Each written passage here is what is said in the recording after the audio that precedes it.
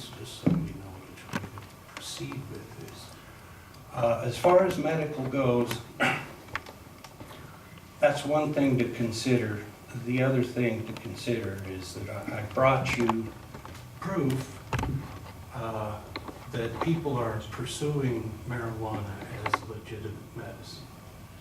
And yet at our county level here and our city level, it's illegal to obtain, which means me as a medical patient, I have to drive 70 miles to get what is my true medication. And, you know, in fact, a lot of us, especially getting old like me, we don't have a second choice. We don't have a pharmaceutical that is going to fix our problem. And yet medical marijuana, from the very patents I gave you, is being pursued on all those levels. So I really feel like this is the wave of the future. This is where we're headed. And I'd like to honestly pursue this business here in this town. And as a medical patient, I believe it's the right thing. I think stopping us from being able to pursue our medicine here in town, there's something wrong with that. Madam Mayor, I'm sorry for interrupting. It has been 3 minutes, and I just... Thank you. I'm sorry. I'm about finished anyway. I'm sure we'll both be back next week. Well, thank you for coming, Thank you. Mr. Clark. Appreciate it. Thank you very much. The next speaker is Orlando Coca. I think that was for the other meeting. Oh, I'm sorry. Okay. So I think we only have the one speaker. And Ms. Garrett, I'll give that back to you. The next agenda item is agenda item number 2. And that's consideration of the 2014 property casualty and workers' compensation coverage through the Colorado Intergovernmental Risk Sharing Agency, known as CIRSA. And I believe Mr. Aker, you will present this item? Yes, Madam Mayor and members of the City Council, thank you. This is an annual event. We get to review our insurance quotes, and CIRSA has provided us new quotes. They've asked us to let them know by October, and it would be allocated in the 2014 budget. As you'll see in the attachments, our expenditure required for next year totals about $666,000. It's pretty comparable to last year's. It's a slight increase. What they do is they take an average of our loss rate, our losses over the last 3 years, and they're coming up with a premium. I did have them take a look at on the property and casualty if we were to increase our deductibles, and we're not quite there to where it looks like it could be a good benefit. I think we need to do a little bit better job of preventing some of our accidents, and then work with that and get a better history, and then take a look at that maybe in the next year again. They said we might save a little bit, but if we continue with some of the same history we've got, we're likely not to see a cost savings overall. So I think it's something to continue to take a look at, and because it would be on each occurrence. So like if we went to $2,500 each time we had some sort of accident or a loss, we'd have a $2,500 deductible. So we're not quite at that point yet. So I would recommend we stick with the current deductibles we've got, but continue to work, and we are with staff to improve their safety, but also what we do with workman's comp as well, making sure that we're working safer and we're not injuring ourselves. Are there any questions from council? You said a slight increase. Do you know what the percentage increase is? We just received it today. I can tell you what, well, I'll increase over last year. I'll have to get that for you. I didn't do that calculation. I can send that out. All right. I noticed on the work comp policy that there's no deductible. Yes. They did not give us any additional quotes. Before we bring this back, I will ask them to give us a quote on that as well. As far as if we did 2,500 or 5,000 deductible. And approximately how many claims we've had over the past few years would help as well. And Mr. Aker, I believe CIRSA has made an effort to assist with risk management Yes. efforts. And And Mr. I know Kelly's Mr. doing a lot Kelly. with our staff on that. In fact, on our most recent audit, both fire stations and the water department had no dings against their inspection. So our goal is to get that to every department, and he and the safety committee are working along those lines. And I think that will help us reduce some of these claims as well. But I'll Very good. provide that additional information. I apologize, I didn't have the exact numbers for this year. And Next year comparison. What role are the department managers playing in that? When they will be playing an active role, and so will the foreman. As we are taking a look at and updating our safety manual, which is getting really close to being complete, that will supplement our employee manual, which CIRS is now reviewing as well. We're trying to update that. It'll be part of their performance. That safety, we want safety to be that important. Thank you. any additional questions? Mr. Benato or Ms. Velazquez? Very good. So the next step will be, that will be brought to us at our regular meeting? Yes, and I'll have the answers to the number of claims and percentage increase, and I thought they were going to give me workman's comp as well. They just gave me the property and casualty deductible numbers. The next agenda item is number 3, and that's consideration of contract modification request for engineering services related to the North Lake Dam Rehabilitation Project. And Mr. Aker, I believe Mr. Mike Graber is here this evening? That's correct. Welcome, Mr. Graber. Well, Mike's coming up. I will just kind of intro in a little bit. Mike and I and Jim Fernandez via the phone and through his staff have been watching this project very closely. I think RGH has been doing a good job representing our interest up there. I wanted him to come and give not only an update, but if you had questions about why we're asking for a contract modification, we could answer those questions as well. I think Mike has been more involved and intimately involved in the project, and has been before council before, so we wanted to continue that tradition to have him make this presentation. Well, it's great to be here. I appreciate you taking the time to listen to what I have to say. I don't know if the council members have had a chance to review our budget increase request. We provided a list of assumptions on how we determined and based our budget originally, and unfortunately there's a whole list of items that proved those assumptions to be invalid for reasons beyond RGH's control. And I can go through those bullet by bullet, or I can answer specific questions related to any item you might have. I can give you a project update, whatever you would like. I think it might be helpful to go through the Okay, bullets. okay. And then after we discuss that, maybe just kind of where we're at with the Okay, construction. Sure. Thank you. Well, one of the first things that we based our budget on was that construction would occur over a 6-month period. We're now over 1 year.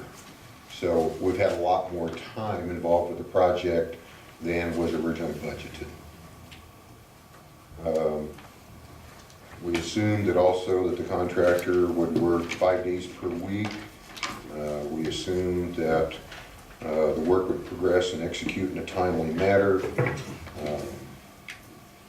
We assumed that we wouldn't have to do multiple evaluations and responses to required contractor submittals. We would not receive repeated alternate proposals or requests for information for the same project components. We assumed the contractor was experienced and well-versed in construction practices associated with dam rehabilitation. And unfortunately, for circumstances beyond our control, many of those assumptions were not valid. Initially, there was a delay in the contract award to the contractor by the city This delayed the start of the construction such that the entire project could not be completed by the winter shutdown of 2012. So that necessitated breaking the project into two phases. A phase one, which is to be completed last fall, and then phase two, which would start in May and then be completed September 5th of this year. During phase one, there were a laundry list of items that were to be completed. Unfortunately, the primary element that was to be completed, which was a spillway, was not. In fact, it wasn't even started.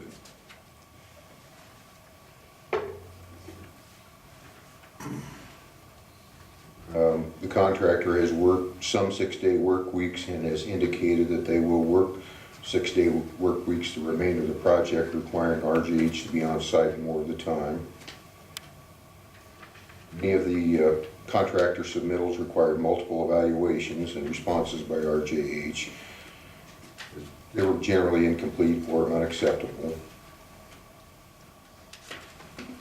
Shortly after the construction began, the contractor began requesting changes in the specified spillway pipe. This proceeded over basically a 6-month period almost, and ended up in RJH redesigning the entire spillway pipe when it became apparent that the contractor had no intention of providing a specified spillway pipe. There was a significant additional cost associated with that.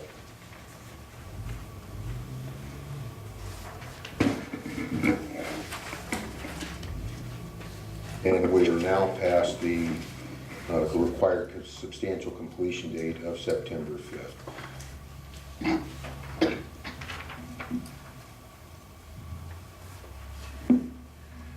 So those are the reasons. The delay, additional contract time, I'll look at my numbers here. Our estimated additional contract time to complete the project results in an estimation of approximately $131,000, $658. This is based on assuming the project will be complete November 21st, 2013. That's our best guess. We don't know. We don't have any control over that, but that's what we based our budget on. The spillway redesign was approximately $128,000.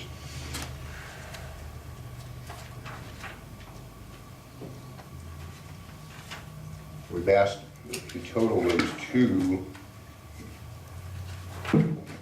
figures. Put my glasses back on. How we came up with almost $260,000.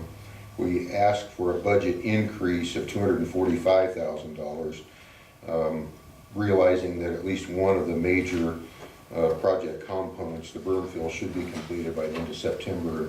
Hopefully that will result in less effort by RGH to provide engineering services for the project. Now the budget increase is simply a number not to exceed, and hopefully if work progresses and we finish sooner than estimated, that number should be significantly less.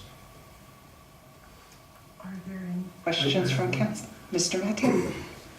Throughout your presentation, sir, you several times mentioned that you, RJH, made assumptions. Yes. I find that a little bit surprising. I'm not a contractor person. I've had 2 major construction episodes in my entire life, and that involved personal houses, okay? Mm-hmm. But at the same time, it seemed to me that I was expecting that there would be some sort of a hand-in-glove fit between the contract manager, RJH, and the construction company. So that, in the words of Cool Hand Luke, what we got here is a failure to communicate. And it seems to me that had there been more sharing of information and communication, as it were, and less assuming, we wouldn't be in the position that we're in today. And quite frankly, I expect a certain amount of cost overruns. That's just a given. That's the way life works, okay? But it surprises me when you say, well, we thought it didn't happen. Well, what did you do to find out? Or did you just not talk to the man? Well, let me back Explain up. to me, or address, if I'm interrupting you, address for me what the relationship was between you and the contractor and how it brings us to where we are today. Okay, well, initially, the budget was prepared before we knew who the contractor was going to be. Okay? We assumed that it would be somebody well experienced in the construction of dams. Okay? Okay, that should have been a valid assumption. It turned out not to be. Okay. As far as communication, I think RGH has been absolutely forthright in giving every bit of information concerning the plan specifications and the design intent. It's not our responsibility to actually control the contractor's operation or tell him how to construct the project. We just are there to make sure that it's constructed in accordance with the plan specifications and that he does it safely and in accordance with the design intent. As long as he does that, he can use any method he wants. So we're not there to tell him how to do it. Understood. He's supposed to know how to do it. Point made. I guess what I assumed Yes, was that it would be a more working relationship. I understand that you are in the employ of the city to look out for our best interest, to make sure that things are done as they should be done. that's correct. But at the same time, it appears to me it would have been more prudent than rather than sit back and assume the role of policeman and say, you didn't do it, to understand that for the common good of the total project, and maybe we should have some dialogue with the person, and why are you doing that? We have weekly meetings on site where that dialogue occurs. Meetings with whom? Meeting with the contractor, between RGH, the contractor, and city staff. And then were your differences not reconciled at those weekly meetings? I think as best as could be reconciled, yes. But yet we find ourselves here tonight asking for an excess of $250,000. But RGH does not have any control over what the contractor does. I understand that, Yeah. and I appreciate that. Ms. Miles? I think one of the things you do have control over is informing the city and keeping us apprised of what's Right. going on. I mean, further to Councilmember Matei's comment is that I'm not a contractor either, but if things are going awry, I want to know about it soon. You're here to protect the city's interests. Here we are a month and a half before perhaps the completion of the project, and we're first finding out about the $245,000. Can you comment on the Sure, timing and sure. why you weren't waving your hands a lot sooner than this? Absolutely. The cost overrun related to spillway was known back in March. That was transmitted to city staff, and the request was made to the contractor to pay for that cost overrun. He refused to pay for it, and at that time, city staff said, we want to keep the project moving, we'll try and negotiate this at a later time. So that $128,000 was a known quantity back in March, and that there was correspondence sent to the city to that effect. Then spillway pipe was delivered, I think the first week in July, and at that time, the contractor schedule showed that he was going to start construction that week. The pipe sat on site 5 weeks before the first joint was laid. Okay, was something mentioned at that point? Because I remember the Well, spillway. for sure, every week, we kept thinking he's gonna start. And 5 weeks went by before he did, and so at that time, we realized that he was probably going to exceed his contract time. That was into August. Mr. Graver, if I would say something, when you were talking about the meeting back in March, Yes. and it's my assumption that when you spoke to us that day, you were saying that everything, I think you said, everything was going along well, except for the pipe or whatever that was. That's You know, true. so I'm like with the other councilman, you know, we're talking about March, why didn't you express your concerns to this council in March when you had this other stuff coming up? But you told the council that everything was going fine except for the pipe that was ordered. And that was exactly true at that time. And when the spillway pipe showed up in a timely fashion in July, had construction started then, they would have been done by now. So we kept thinking every week, you know, they're gonna start. 5 weeks went by before construction started. At that point, then it became apparent that it wasn't gonna happen. And did you ask why it wasn't starting? Well, the reason why it didn't start is because the contractor failed to adequately dewater the spillway excavation area. Okay, and forgive me for my ignorance, but I understand your company has a role of oversight. That's correct. and provide direction and guidance, as it were. Well, I mean, we're not there to direct the contractor's operation, no. Okay, but when things aren't getting done as they should be getting Yep. done, you, I think, would have the responsibility to notify the consumer, which is the city of Trinidad, and who's paying the bill for all this. Right. Okay, and as Councilwoman Miles points out, it's disappointing that that didn't happen. But I think every week there was city staff present at the weekly meetings, and we asked the contractor, what's your plans to effectively de-water so you can begin spillway construction, and basically no answer. When you say city staff, are you talking water department people? Yes, yes. Gil Ramirez usually attends every I'm meeting. sorry? Gil Ramirez usually attends every meeting. Okay, thank you. And that was in staff, excuse me, Mr. Matei. Yeah, go ahead. And that was with staff, with Linda and Mr. Fernandez and our staff? Yes, Talking about- and we put that meeting also on a conference call so that any of the staff can call in if they can't come to the site. So you can call in and participate in the meeting remotely. So then 5 weeks goes by and nothing was said. Well, it was mentioned every meeting, but no, I mean, nothing was transmitted to Did they city say council. like, well, we'll get to that later, or? Maybe the city representative was tasked with too much responsibility and he didn't follow through as it should have been. I guess my point is, if things for 5 consecutive weeks are not as they could or should be, you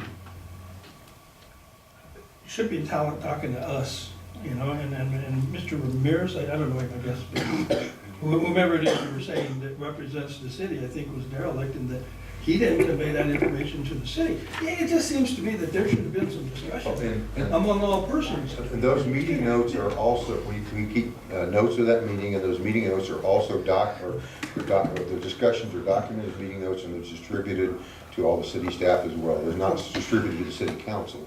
Okay, I understand it, but at the same time, you are in our employ to look out for our best interest, and I suppose that to wash your hands of it and say, well, if the guy was there, he should have known and done. But at the same time, we pay him probably a minimum salary to do what it is he's doing, commensurate with his level of expertise.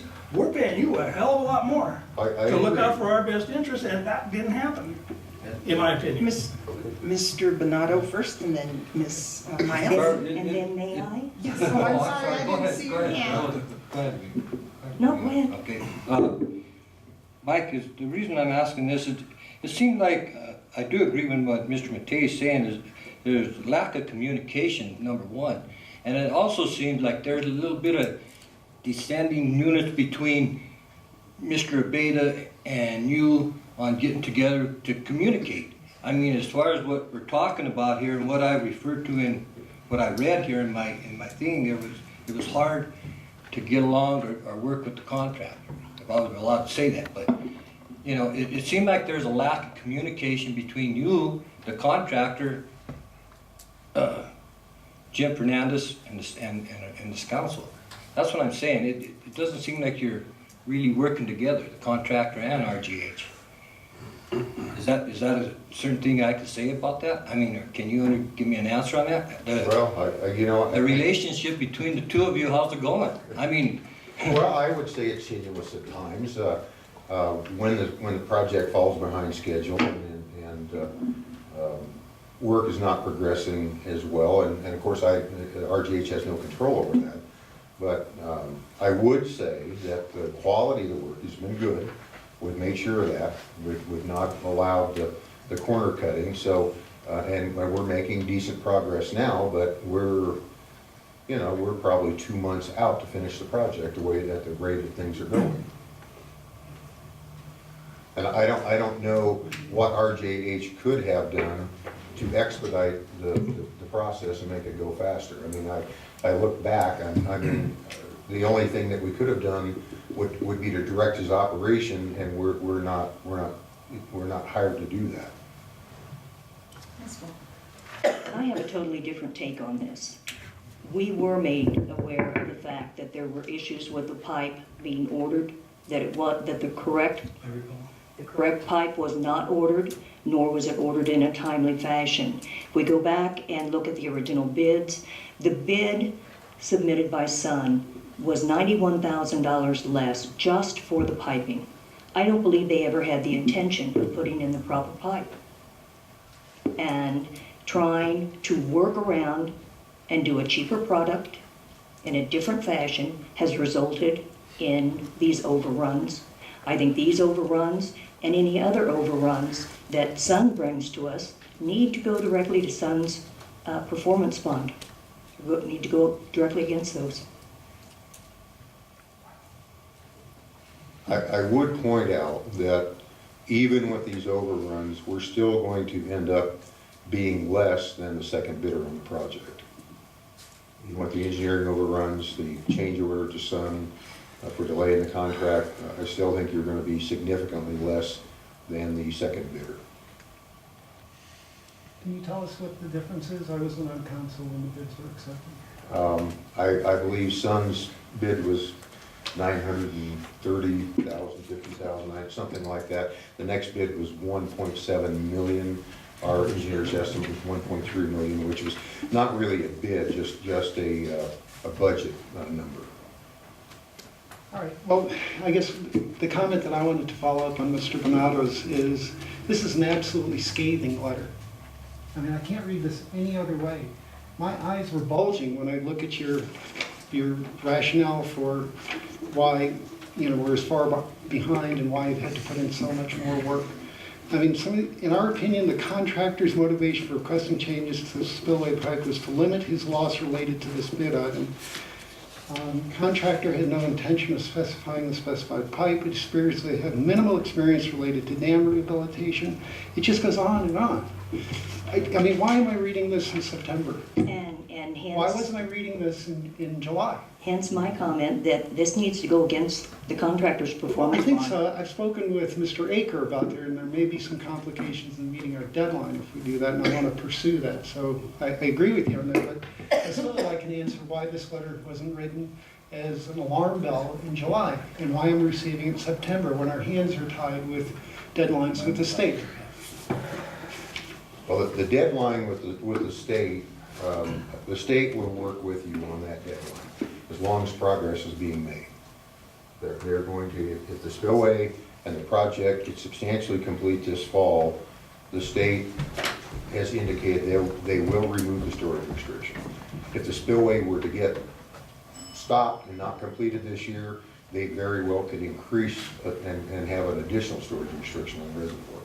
So it is critical to get the spillway completed this fall. Exactly, and as I understand, there are legal issues which might, well, Mr. Aker will address that. But still, I'd like an answer to the question, why is this dated September 6th instead of July 6th or July 15th? Well, at July 15th, How about March? yeah,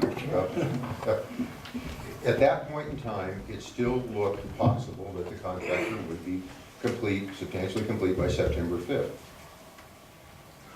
It's a dynamic situation that changes, and changes pretty rapidly. We fell off of a $250,000 waterfall in the last 2 weeks? Well, no, the 130,000, yes. Yes, the 100 and, no, I'll go back to the numbers. 131,658. Right. Well, the total is 245. And the 128,000 of that was known in March. That was a cost to redesign the spillway pipe. I see what you're saying. So this 131,000, we didn't see this waterfall coming at all. Probably about mid-August. We developed that quickly. And the next waterfall we might see is additional requests from the contractor for having to extend into working winter hours, which last year cost us an overrun of This is not over, $272,000. it's far from over, I agree. We're not putting up a cosmetic fence around a city park. This is pretty fundamental to the existence of the city of Trinidad, the water Absolutely. supply, okay? And while it may be true, based on what you say and what has been written, that Sun Construction was in over their head in trying to do this, and there's some dereliction there, as you present, it is my opinion that there's dereliction on the part of you guys, who are our eyes and ears on the scene to let us know what's going on, to not let us know. You mentioned earlier, RGH has no authority, but we do, over matters about which we are aware, and we were totally unaware. So as Sun Construction may be derelict in their responsibilities as a contractor, it is my opinion, you are derelict in your responsibilities as an overseer. You didn't oversee a damn thing as far as bringing it to our attention in a timely manner so that we could do something about it. Except come here tonight and throw him under the bus Give us a speaker. and then tell us, well, it's gonna cost you so much more for us to continue. And at this point, we don't have a whole lot of options, in my mind. And I'm really disappointed in the whole outcome of all of this. We put our faith and trust in the contractor, we put our faith and trust in you, and it seems as though neither one were totally warranted, and I'm very, very disappointed. Well, I apologize if you're disappointed. We can, I mean, you're welcome to always attend those weekly meetings. I'm happy to put you on the email distribution list. I don't need to attend those meetings, that's why you're there, to report to me. Okay. No, actually, to report to. To report to someone. Mr. But don't Aikman. tell me I have a responsibility to attend those meetings. I don't. I have a responsibility to act on the information I'm given, when I'm given, like tonight, but I would have acted in March if I knew it then. I would have acted in July or the first part of September. Instead, you stand, I'm sorry, I'm losing my temper. I apologize to you, sir. Okay, I understand your frustration. I'm frustrated as well. Very frustrating. Well, what would you do differently if you could? I was not directly involved in the contract award. That was prior to my involvement, but the president of our company informed me that Sun Construction was offered the opportunity to withdraw their bid and not forfeit their bid bond because it was apparent that they significantly underbid the project. That was a recommendation to the city staff. Sun Construction came back and convinced the city and our company president that they, yes indeed, they could do the project for what they had bid. And in hindsight, I think probably allowing the contractor to withdraw his bid would have been a smart thing to do. We should have rebid this. Correct. They only had two bidders. There was a third bid submitted, but it came in late. Yes. Couldn't accept it. Okay, that's passed. That's right. What do we do from this point forward? We finished the project as expeditiously as possible. And the $64,000 question is, will the project be finished before the end of November? Well, there again, I don't have control over that. Based on the current production rate, we believe it will. And will it be finished correctly? Yes, that I can guarantee. And at what cost? We put together an estimated cost at this point, and there again, I cannot control that.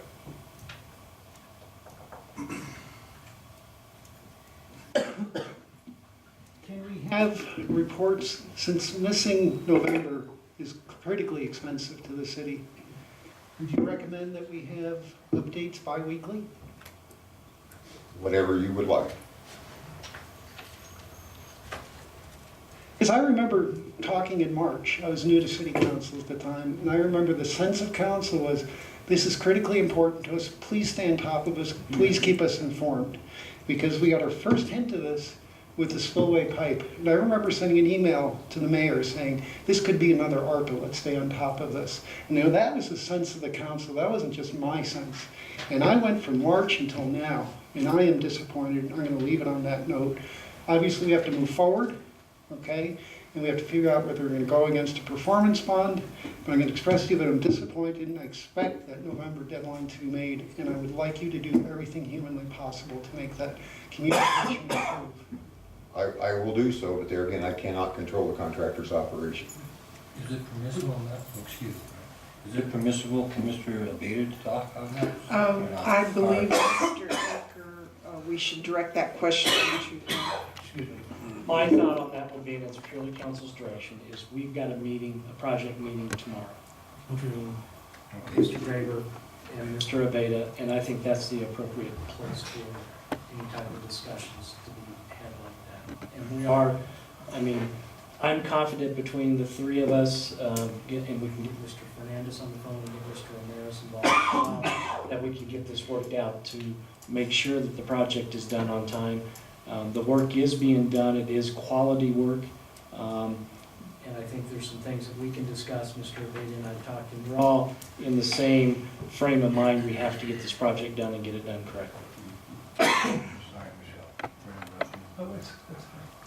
Any, Prior to your departure, while you're still standing there, Yes. and in my sights as it were, and I'm not trying to be cute.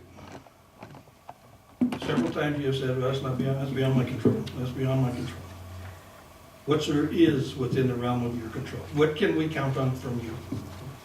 You can count that the work will be done correctly, that we will provide guidance relating to the plans and specifications if the contractor has questions. We cannot tell him how to do it, we cannot control his schedule. So, you know, I have no ability to tell him to go de-water so he can start construction of the filling basin. He's got to do that on his own volition. Thank you. other comments? I still think this entire pipe issue is where this problem began. You read in here that just because of having to rework over several months, this whole pipe project, that in itself was tremendously It expensive. delayed the entire project It because did. it did not get completed last fall. And that's due to the fact that the contractor refused to use the correct type of pipe. That's correct. Because he didn't bid it.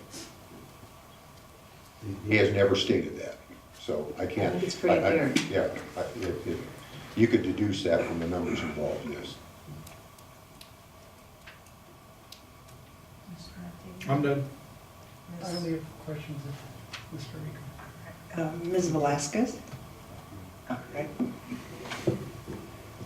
Mr. Aker, can we talk about what is apparently a breakdown in communications in these weekly meetings and you?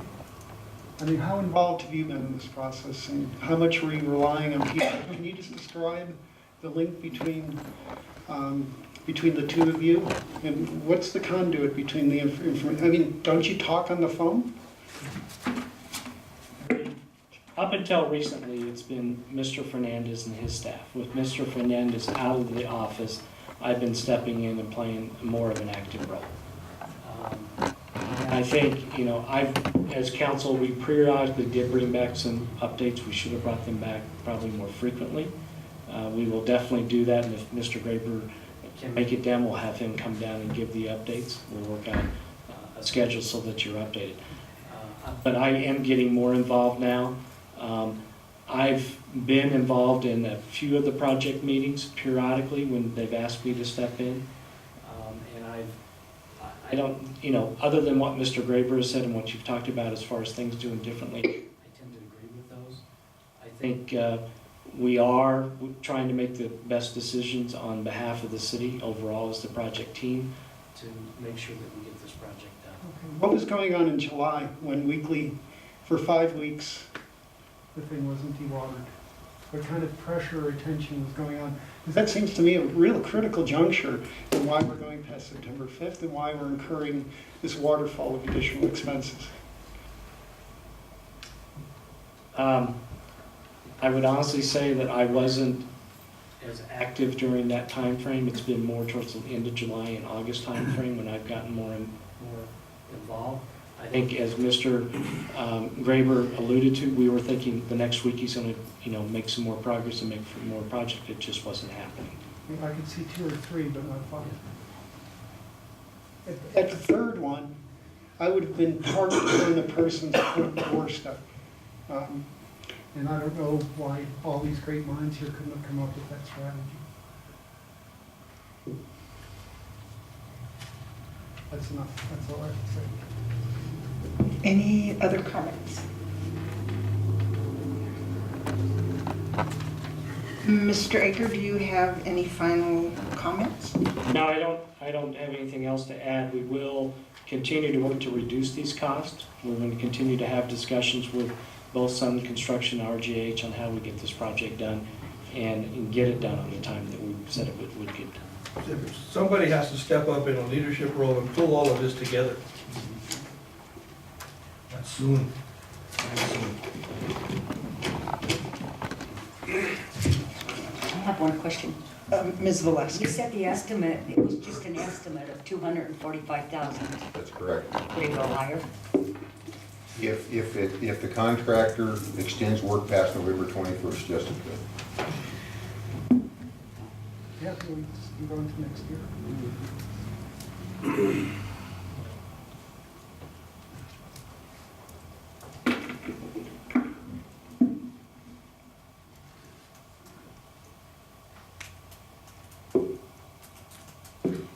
It may be prudent to contemplate at the next regular meeting to obtain legal advice on the options that might be available to city council. I certainly don't think it would be prudent to talk about legal alternatives in public, but if you could look into that, Mr. Downs and Mr. Aker.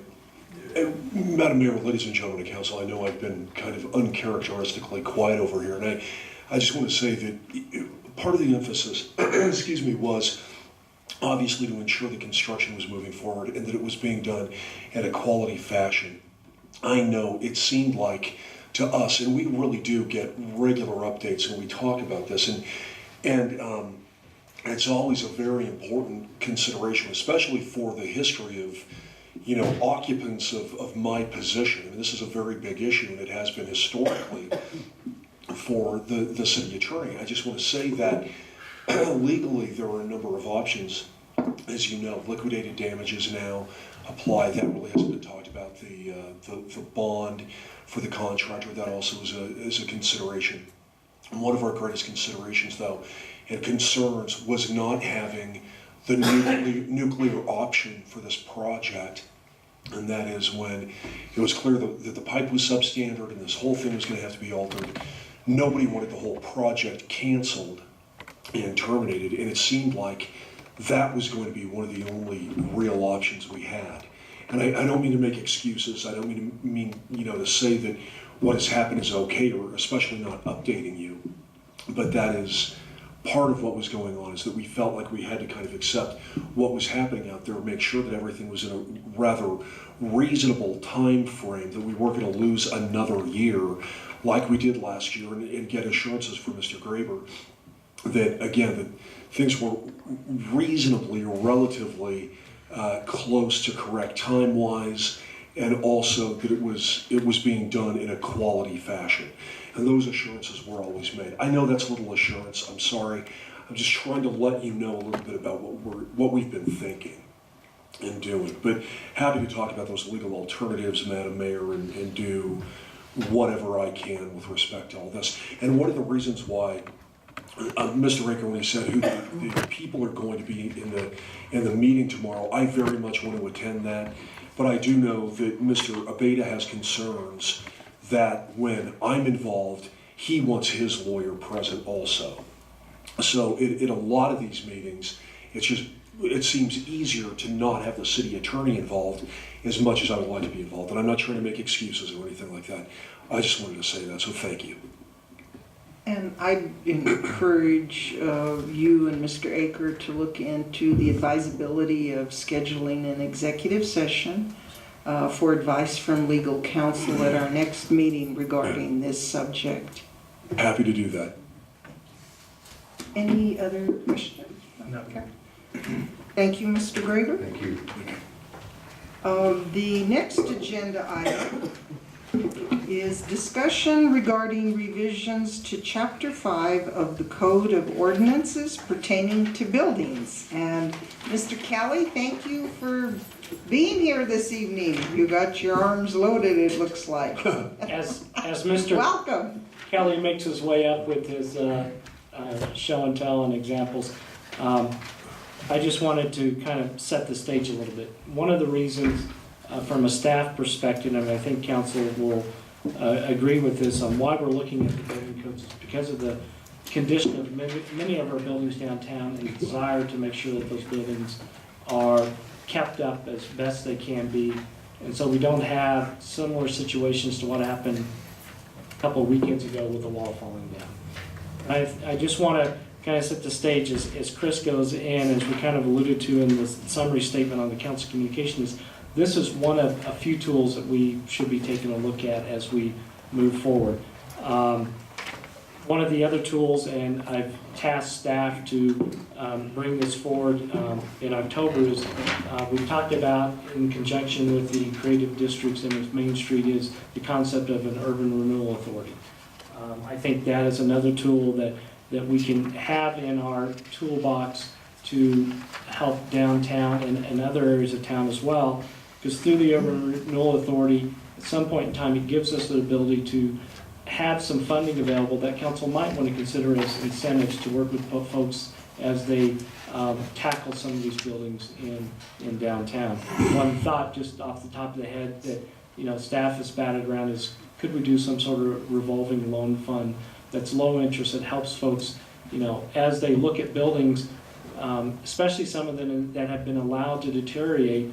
There's a high expense to bring those buildings up to where they can be used. So if there's a way that the city can work through the urban renewal authority to help those buildings come up to standard and be utilized, I think that could be an additional benefit. Another thought, and we'll bring in the discussion along with the urban renewal authorities, is other incentives the city might be able to offer in conjunction with like economic development. One of the thoughts is that's commonly done is share back of sales tax. If we've got that sales tax revenue coming in that we wouldn't already otherwise have coming in, is that something council might want to entertain? And then Chris will talk about a couple of additional, enforcement and operational mechanisms that we might be able to put in place, like rental certification or rental registrations, vacant owner registrations, to where it gives us some more ability to watch what's happening with those buildings, because really right now, Chris can see the outside unless he's invited inside a building or gets a search order. So there might be other ways and mechanisms, working with the fire department, how do we do yearly inspections of some of these buildings? So with that, I'll turn it over to Mr. Keller. Oh, yes. You mentioned urban renewal authorities. Where do we stand on knowing whether the existing urban renewal authority is useful? From all of our research that we've done, the existing urban renewal authority still exists. In talking with a couple of attorneys, in fact, one attorney from a well-known firm in Boulder stopped in town over the weekend and sent Lewis a message offering to have a discussion, so we're going to try to have a call with him. But I've talked to another attorney up at the CML workshop we went to and asked him a question, and if it has not been abolished, it's still in place, and we can continue to, we could just need to get things moving again on that. So Do we have the incorporating articles? Or? that we've not been able to discover, and that's one of the questions we want to ask the attorney. If it's not been abolished, we don't have the bylaws or anything like that, can we update those or do we have to start over? My operating understanding after talking to one of the attorneys is we could just start and bring those forward and update those. That'd be great. But those are items that I've tasked staff to come back with and get that in front of council in October, because we'd like to get that going in anticipation. We keep hearing there could be some legislation coming in that might make it harder to do some of these things after next year. So let's get it in place now, so that we've got that additional tool. Thank you. Mr. Kelly, the floor is yours, sir. Okay, what I'm gonna do before we get to the document that you have there, I'm gonna give you a little history lesson on building codes. And I have two gentlemen here. One of them is an engineer that's gonna speak on why you need the building codes. And I have another gentleman that's a contractor that can tell you what the cost of the sprinklers were in a building that he's working on here in town. So, in 2000 BC is when the building code started, so it's not something that's new. Miss Miles would enjoy this portion though. If a builder built a house for a man and completed it, he should pay 2 shillings of silver per 12 square feet. Okay? Can we put that in our code?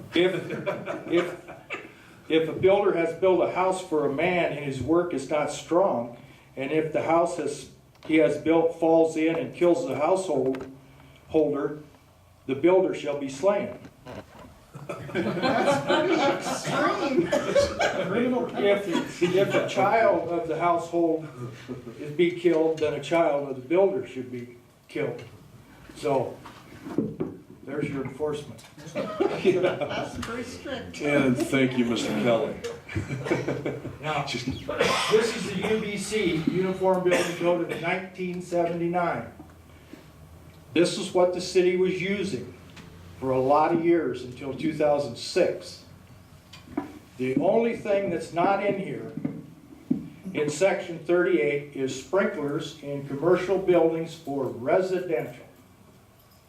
Sprinklers are required and separation walls, but not in residential in the commercial building.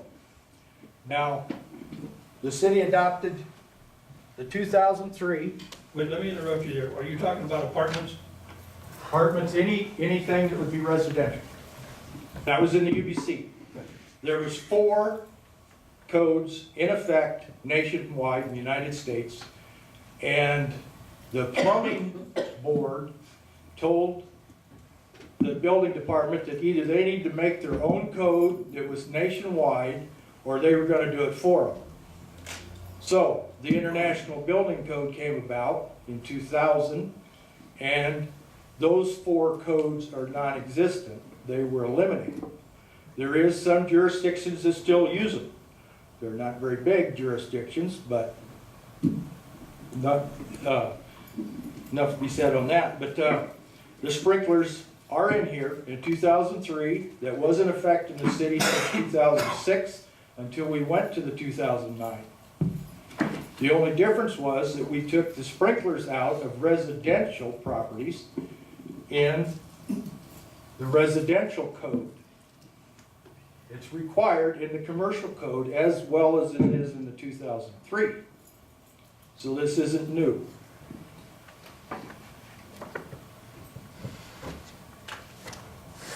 The difference being, this book is for residential. We took the sprinklers out. This is for commercial buildings. Residential sprinklers are required, the same as they were in the 2003. So, that doesn't mean that you as council can't change it or add to it or delete. But I'm sure the gentleman back there will speak to you about what some of the repercussions could be when you do stuff like that. So that's a little history. Ms. Miles. Just, I know it's a detail, but since you're spending so much time talking about sprinklers and residential versus commercial, why are townhouses seem to be lumped with commercial versus residential?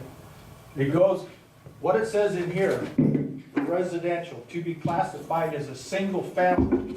As soon as you add on to it, it's no longer single family. So it's apartments and townhouses are treated the same. Okay, I understand that. Okay?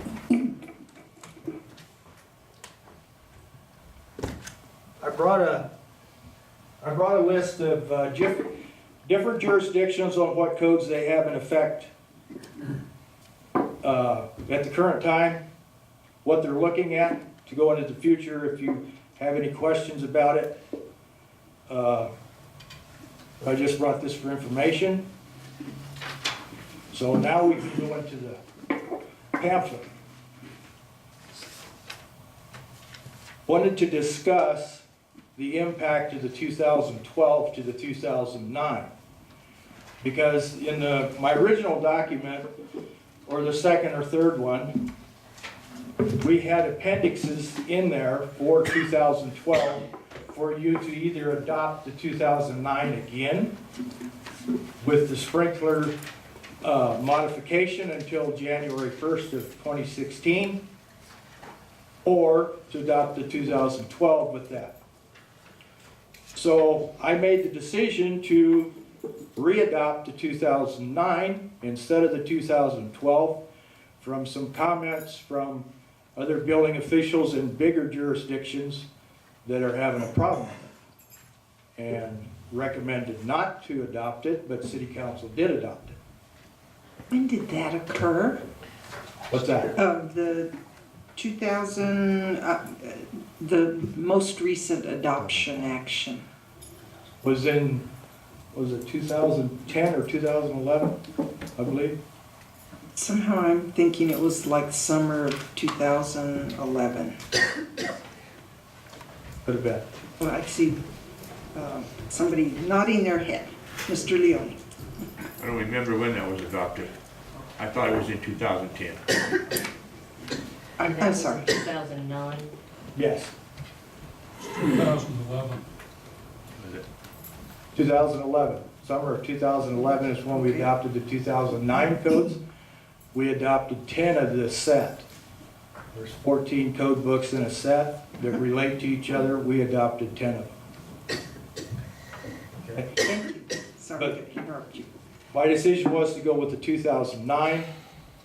In this pamphlet here, you'll see that that's the only one that shows up, not the 2012. If you want the 12, that's up to you, but I was getting tired of rewriting it. To be perfectly honest. A lot of pages. Now it's only 32 instead of 52. Chris, could you go over just briefly if there are any difference between 9 or 12? My understanding is there's a lot of clarification, so not a lot of Right. large differences. There's more, basically, once the codes hit 2006, most of the changes have been in the verbiage of the code, making it more reader-friendly instead of major changes. There's some changes in the 2012 on life safety and fire in there, but I thought we should stick with 9. Is the 2012 the one that would require sprinkler systems in single-family homes? That's been in the 2009, So that's already a requirement. but we opted out We until January 1st of 2014. That's why we either have to re-adopt the 9 until January 1st of 2016, or we need to adopt a 12. One of the two. Okay? It seemed to me like the sprinkler systems in single-family housings, in my opinion, is overkill. Well, I'll give you a little history And on that too. expensive. There was a little over 1,800 people voted on sprinklers when it went into the 2009 code. Only 4 voted against it. Now, most of those people are tied to fire and insurance. But the thing you need to realize is too, when the UBC was out in '79, according to the insurance companies, a person in a single-family residence had 17 minutes to get out of the house when they found out they had a fire. Now it's only 3 minutes. That's one of the reasons that sprinklers went into single-family. Because of the furnitures and the products and everything that's in there now is plastic. It takes less time for flashover, and it gives them less time to get out. That was part of the reason that they went to sprinklers in single family, because the furnitures is different. I see. Because what happens if you've ever seen a demonstration, you can have a fire over there, but this chair here starts cooking and it gives off fumes, and then it just flashes over. It's not because there's more fuel over there, it's because it's coming off of the other products in the room. So that's why I went with 2009. The only thing I would like to do that I did in 2012 that didn't get into this one is make 2 changes in permits that are exempt, that don't require a permit in residential. I would like to reduce the accessory structure to 120 square feet without a permit instead of 200, which it is now. It was 120 before. The new codes are 200. And the other thing is I'd like to lower the fence without a permit to be 60 inches. Anything that's above 60 inches requires a permit instead of 6 feet, because it seems to be an argument every time. It's measured from the ground, not from the picket. Pickets are 6 foot. You're 1.5 inches above the ground. You should have had a permit. So drop it to 60 inches and then we got that covered. The state of the downtown buildings is that the majority of them have been left alone. They haven't been maintained, and they're gonna take extensive work to save them. So what I did in this draft here is that we put in there that roofs are gonna be mandatory, windows are gonna be mandatory, fascia is gonna be mandatory. This is all out of the property maintenance code book. It's nothing new. It's just that we're gonna go after those three specifically to help maintain the buildings that we do have left. Because my understanding, as long as you have a roof and the foundation in good shape, plus no water penetration through broken windows, basically that you can hold on to the building and Correct. as time progresses, perhaps do something to remediate it, but with Right. moisture seeping in, it's just going to Right. fall apart. That's correct. How many of those buildings have sprinklers? Which ones? Downtown buildings? The old ones? None? None. The only one I know of that's got a standpipe is the Fox Theater.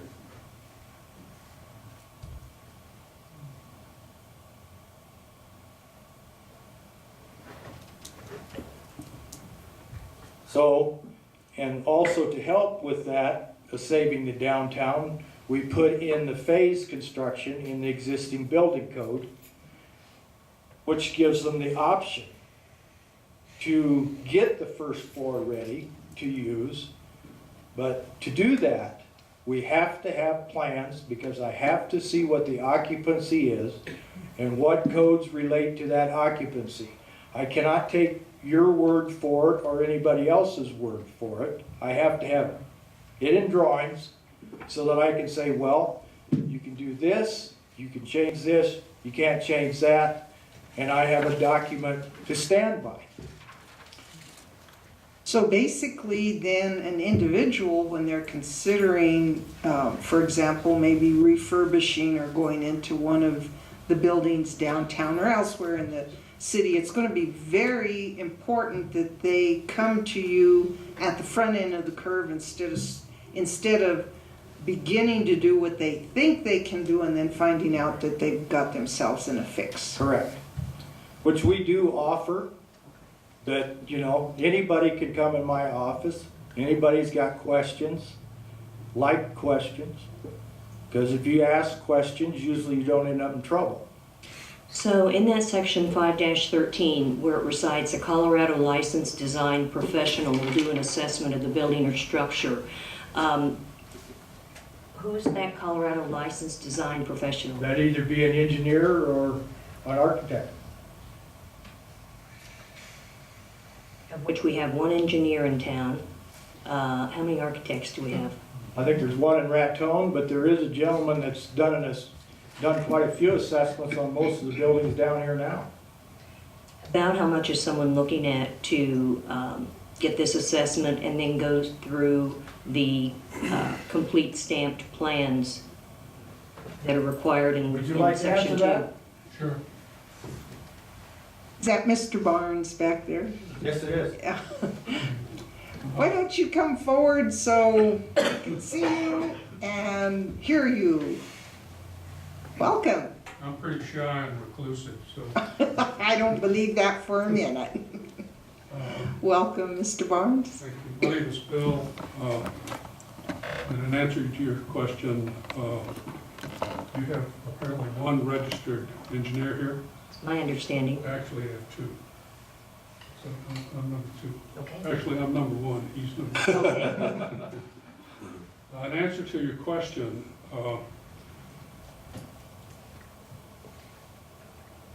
Go ahead. let me just give you a little background. You're probably saying, who is this guy and why is he here? No, please educate me. I've been a part-time resident here since about 1993. I'm a registered engineer. I practice architecture. I'm also a licensed real estate broker. And I had the good fortune of starting a business specializing in historic preservation, which flourished, and I did well for about 10 years and sold that business. And I sold it to a larger firm from Lincoln, Nebraska. And I had an employment contract, and that employment contract had a radius of non-compete of 100 miles. I didn't read the contract when I signed it. But later I did, and that radius of 100 miles was in there, and it's 119 miles down to Trinidad. I live part of the time in the Springs, part of the time here, so I selected Trinidad as the best market I'd ever seen for what I do. So I've been struggling trying to. In answer to your question about what does it cost, what I learned is in the real estate business, a lot of people are interested in these buildings. They just fall in love with them. So they find a broker, the broker hooks them up with the building, and then the next thing that happens is the potential buyer says to the real estate agent, what can I do with it?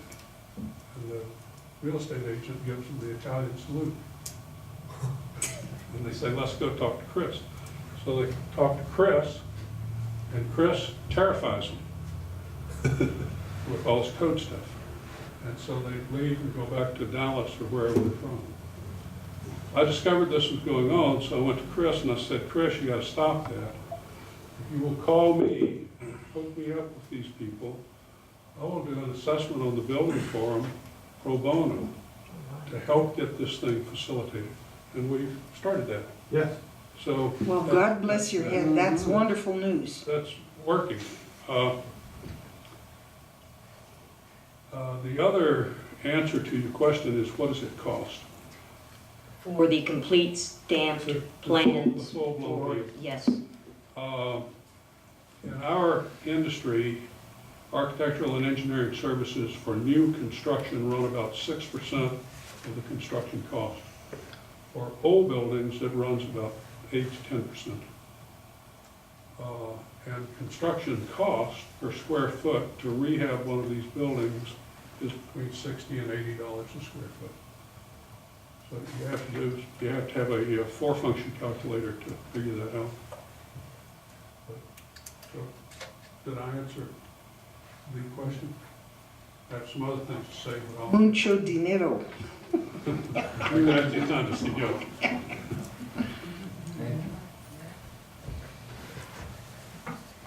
That help? Yes.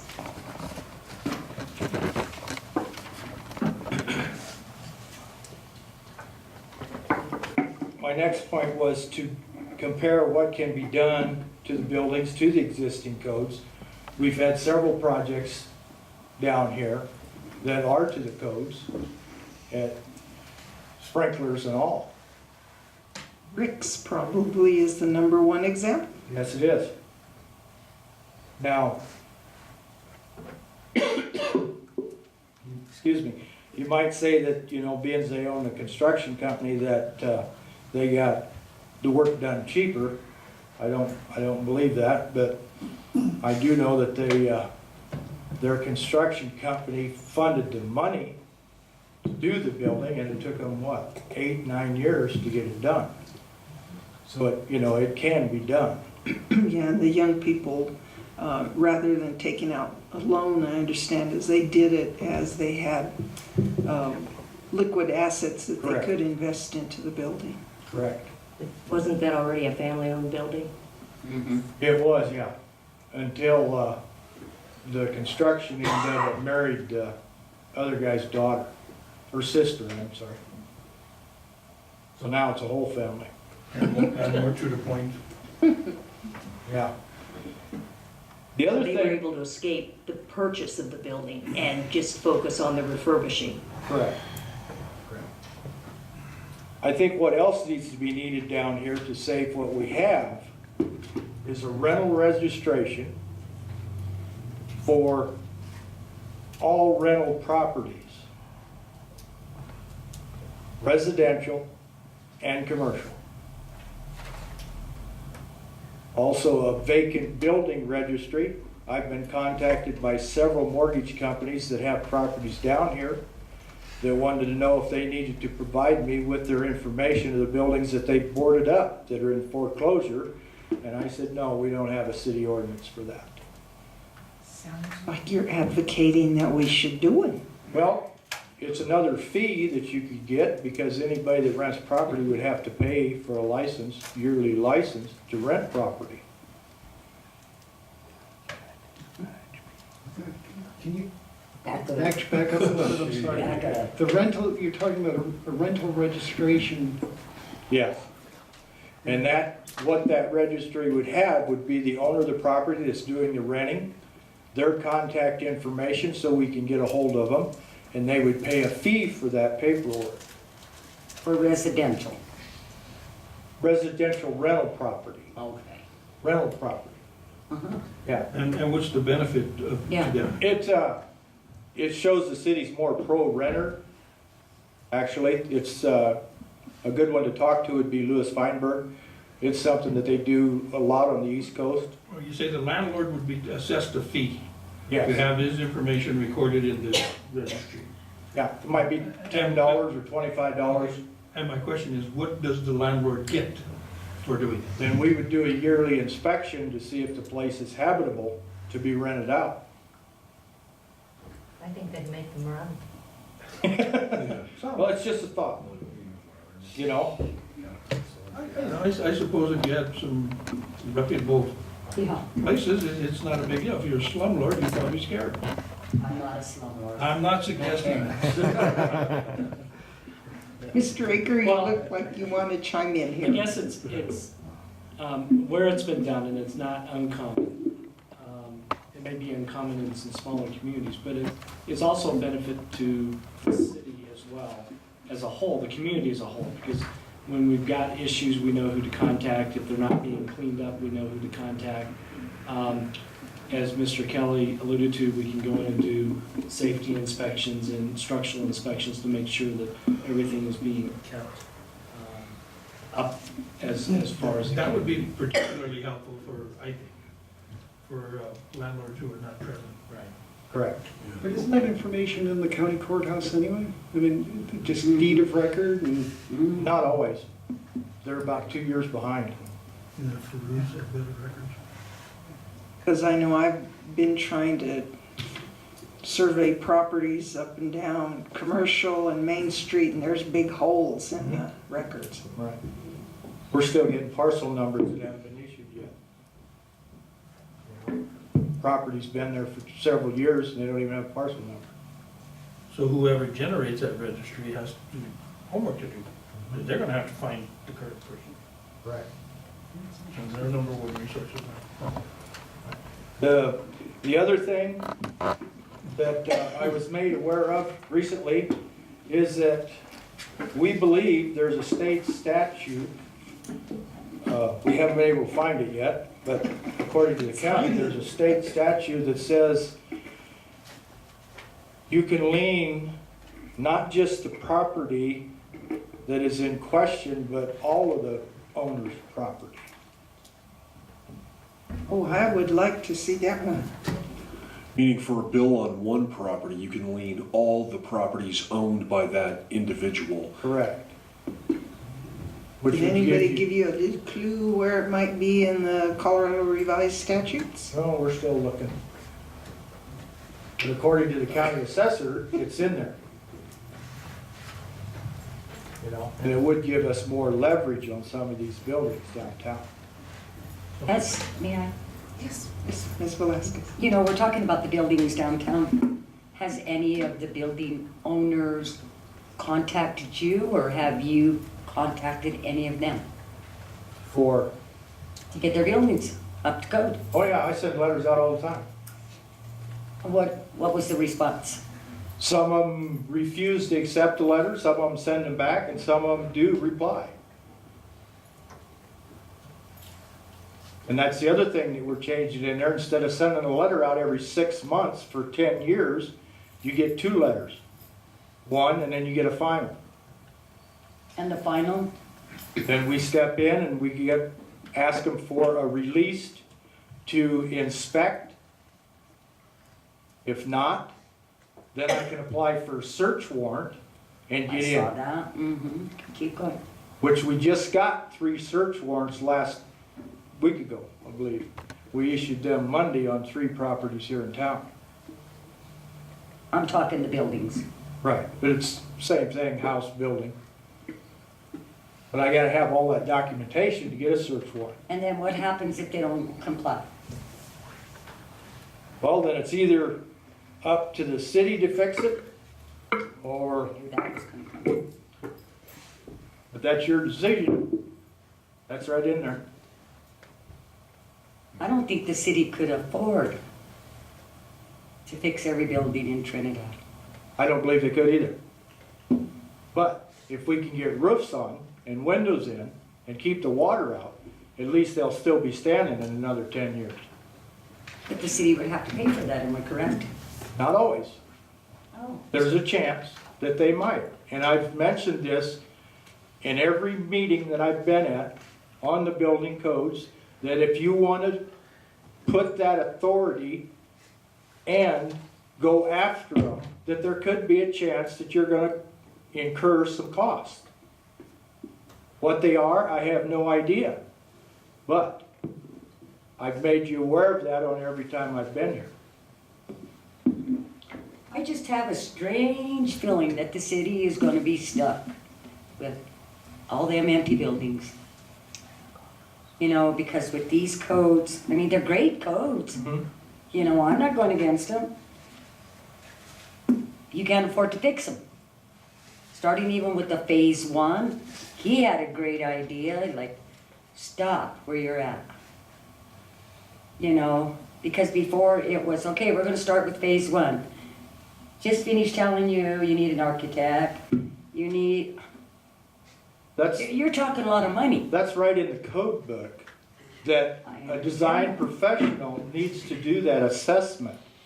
But how many people can afford that, is what I'm saying. Right now, I'm saying right now with the economy, no one. Well, then it's your choice to strike that out of there and not require anything. That's what I'm saying, we're talking here, we're looking at it. You asked me. That's my opinion. City Council asked me to interpret the codes and for the new adoption, as well as to make it stricter on absentee landlords. I think we've done that. And But, we thank you for sharing the Yes, information absolutely. with us. but it is up to you We to need decide find- what you're gonna do. And I think Mr. Aker looks like he wants to weigh in right here. Just to add some, I guess, some clarification and help with this. I mean, a couple of avenues is in the codes, and Chris, you know these a lot better than I do. We can also attempt to find these absentee owners or the folks that don't and enforce some penalties on them. In one of the sections, its penalties could range from $300 to what, $2,600? Yeah. To try to make it a little bit painful for these owners to ignore us and to ignore our codes. Also, we've got this confirmed with the county assessor. Instead of us leaning these buildings, we're actually filing the process to where anything that's not paid is actually tacked on to their property tax. And when their next property tax bill comes due, they have to pay that. So the city gets that money within a couple of years instead of when the buildings are sold. So I think there's some avenues that if we do incur some costs, we can get that money returned sooner. I think there are some folks that think that, yes, there are some people and the economy's tough, but I think some of these absentee landowners may have some deeper pockets than what they're leading us to believe. We need to exert some pressure on them with our codes and support the building codes with enforcement actions and enforce the issues a little bit. Because they've got an interest in these, they should have an interest in these buildings surviving because it's an asset. I think what's been allowed to happen is, as I said earlier, things have been allowed to deteriorate. Now it's to the point that we need to make decisions and enforce codes, try to keep these buildings up, or they are gonna have to be torn down, or they're gonna fall down, and we're left with that cost as well. Yeah. Yes, Ms. Mr. Velasquez? Akers, with the Opera House, did we ever receive any money for that? We have not received money. Okay, how long has that been? I think Mr. Barnes has raised his hand. Is it all right if we allow? I'll just say way too long is what I would say. the city has a tax lien, a special assessment lien on that building of $49,000 to cover the cost of that pedestrian walkway and the netting and stuff. So that will be. But I thought it was the case with the insurance company? Yes, it is. 1,000 is far from 2 million. Okay, I'll stop now. Yeah, that will be recovered. And Mr. Aker, pursuing the issue of the money, obviously, if we keep doing nothing, then our buildings are gonna fall down. And I know we're looking into urban renewal and other mechanisms, like you had mentioned, revolving loan concepts. Would those help incrementally to assist in rehabilitating, maybe not all the buildings at one time, but buildings that might?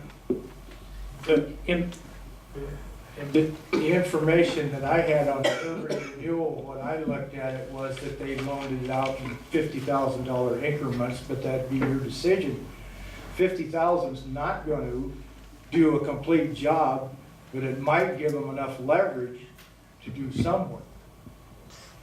Yeah, I'll just make an observation on that. I think urban renewal helps on the margin, but it doesn't turn disastrous situation like the Opera House into a winner.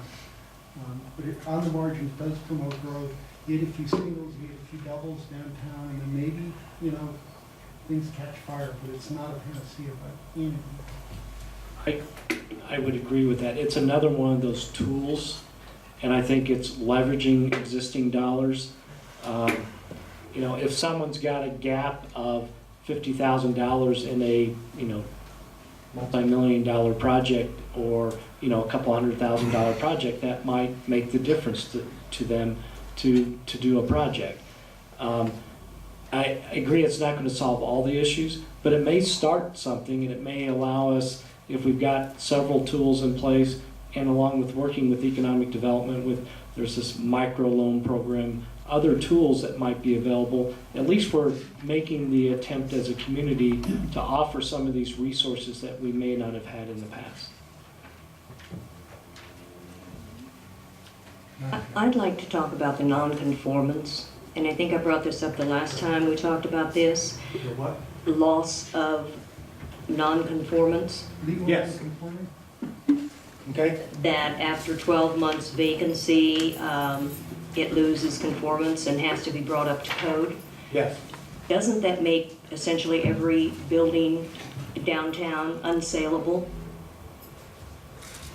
The reason for the non-conforming status is that the buildings were built to whatever code might have been in effect, whether it be the one from 2000 BC or the UBC.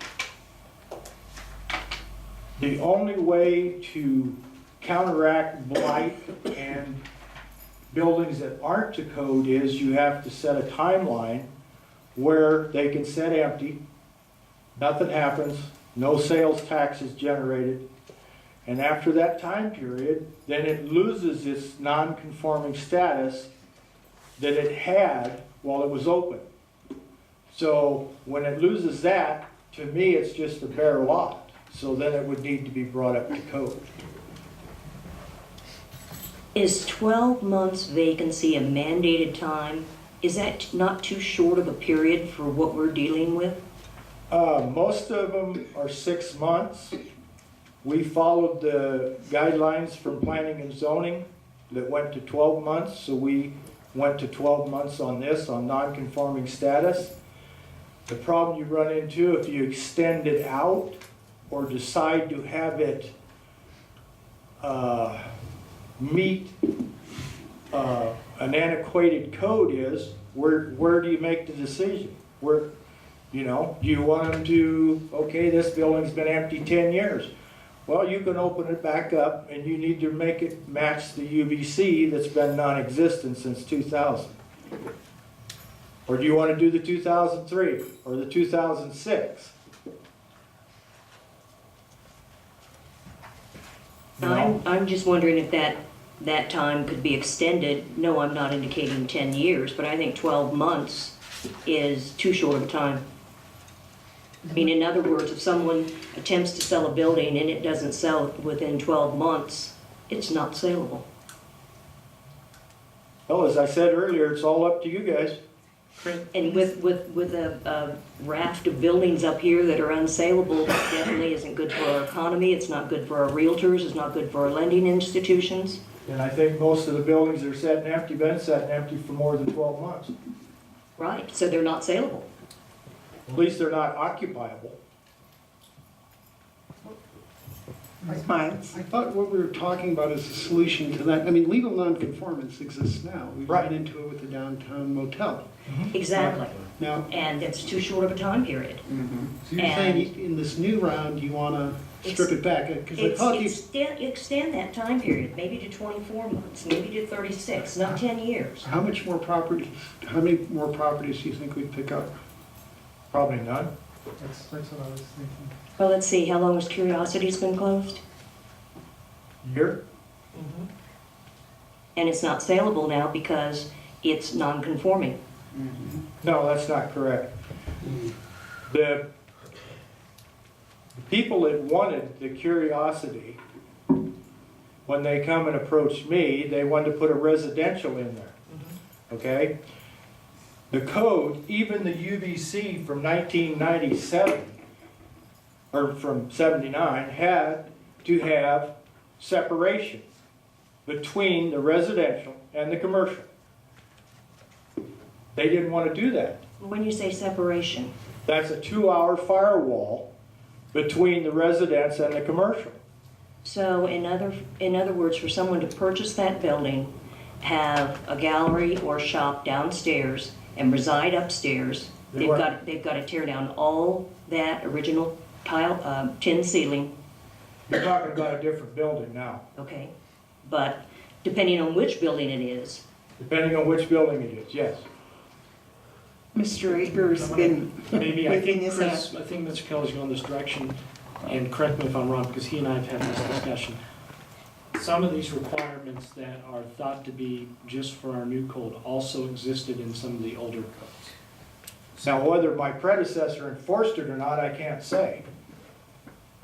But the requirements were there. Yes. But if you are legally non-conforming, the approach that we've been taking in what you've shown us is a phased-in need to meet the code. Correct. Is there some way of making that phase-in more lenient? I mean, that might be a more efficient solution than just having a longer period of time where you're either on or off switch. well, I kind of look at them as two different things. You know, you've got your time period for nonconformance, which is 12 months. And then you've got what is necessary to do phased-in construction.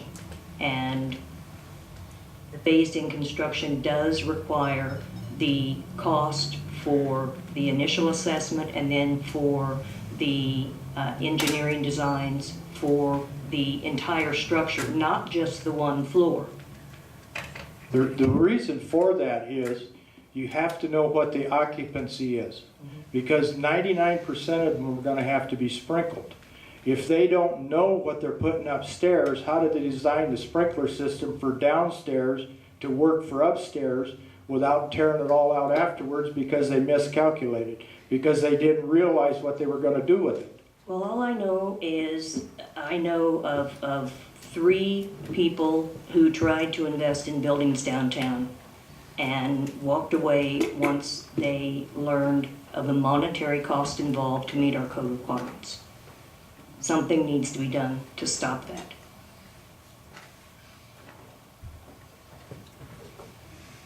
Glenn, do you want to talk about the monetary end of that?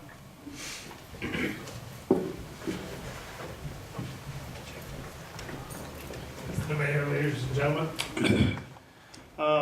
Having had firsthand experience in renovation of old buildings, and that's what I've been doing in Trinidad since 1977 when I came here, and participating in the ownership of a couple of those money pits.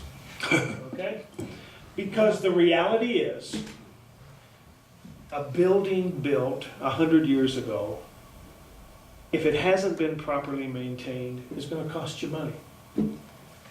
If you can't afford it, you need to not own it, the reality is.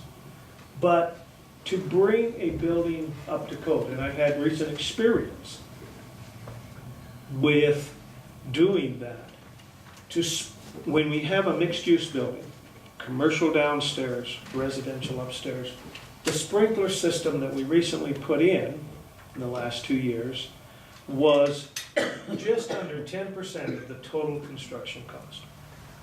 That's not a high expense of the total package.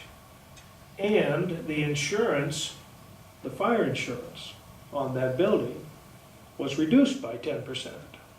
Now, it takes a few years to pay it back, but you get a better rate because you have that system. It's safer for the residents upstairs. And we have tried to, in our community, tried to have people live downtown. I mean, this downtown is ideal for living downtown. And we want that, but it needs to be safe. The codes help us to accomplish that. And I have found that Chris has been easy to work with, from my perspective. I don't always like what he tells me. Okay? Because he tells me the way it is, but he also helps to explain some of the reasoning behind that as we go through that.